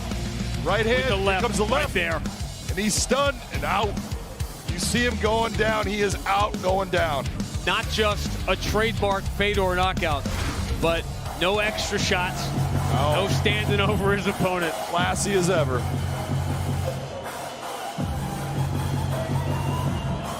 And the most stoic of all, looking at the things that make him smile the most. Ladies and gentlemen, inside the Bellator cage, it comes to an end. 1 minute, 46 seconds into round number 1. The winner by knockout, the last Emperor, Fedor Emelianenko. Ladies and gentlemen, I'm here with the winner, Fedor Emelianenko. Fedor, many consider you to be the greatest fighter of all time, and tonight you've demonstrated why. Fedor, очень много фанатов ММА по всему миру считают вас лучшим бойцом всех времен и народов. Сегодня вы продемонстрировали почему. Согласны ли вы с этим мнением? Добрый день, дорогие мои друзья. Спасибо вам большое, спасибо вам огромное за поддержку всех нас. Я сегодня особенно рад, сегодня все мои ребята победили, и вообще наши ребята, россияне, удачно выступали. Вот. Виталию только немножко не повезло. Вот. Но, слава Богу, мы победили, и в такой трудный период времени мы сумели вас порадовать. Thank you everyone for your support tonight. I'm especially happy for the Russian fighters. Everyone did well. Vitaly was a little bit unlucky, and I'm extremely grateful that we were able to make you happy. Every fighter from your team won tonight. What makes your club so dominant? Как раз вопрос о вашей команде. Все бойцы из вашей команды сегодня одержали победу. А какая вы считаете основная причина доминирования вашего клуба сегодня? Ну, слава Богу, ребята идут без поражений. Вот, у нас уже 2 чемпиона, и надеемся, что скоро будет 3-й. Ну и будем готовить 4-го. Thank God that everyone managed to win tonight. We already have 2 champions, and we're gonna prepare another one. Many of these people came here to support you. It's been a while since you fought last in Russia. What does it mean to you? Большинство людей сегодня пришло поболеть именно за вас. Прошло достаточно много времени после вашего последнего поединка на территории России. Что это значит для вас? Вы знаете, я очень рад, я очень счастлив, что сегодня Bellator проходит здесь, в Москве, что вы, дорогие друзья, смогли окунуться в эту атмосферу в очередной раз. Но я уже давно не выступал, и ребята мои тоже в России. Поэтому мы очень рады, мы очень счастливы выступать для вас. Для нас это большое событие. It's a huge event for us. It's been a while since I fought last in Russia, so it is a very big deal, and I'm happy that we managed to be successful. MMA is incredibly popular in Russia, largely thanks to you. You paved the way. What advice would you have to Russian young up-and-coming fighters? ММА очень популярный спорт в России, во многом благодаря вам. Какой у вас будет совет для молодых спортсменов, которые, возможно, только думают начать профессиональную карьеру в ММА? Для молодых спортсменов хочу сказать, что их желания расходились с работоспособностью, трудолюбием. Если вы хотите больших результатов, если хотите быть успешным в любом виде спорта, то, конечно, нужно много работать. Вот это совет моим молодым бойцам, которые хотят биться. The advice that I would have for young fighters is that their desire to participate matches their willingness to put in the work. Дамы и господа, победитель сегодняшнего боя Fedor Emelianenko. Ladies and gentlemen, the winner of the main event, Fedor Emelianenko.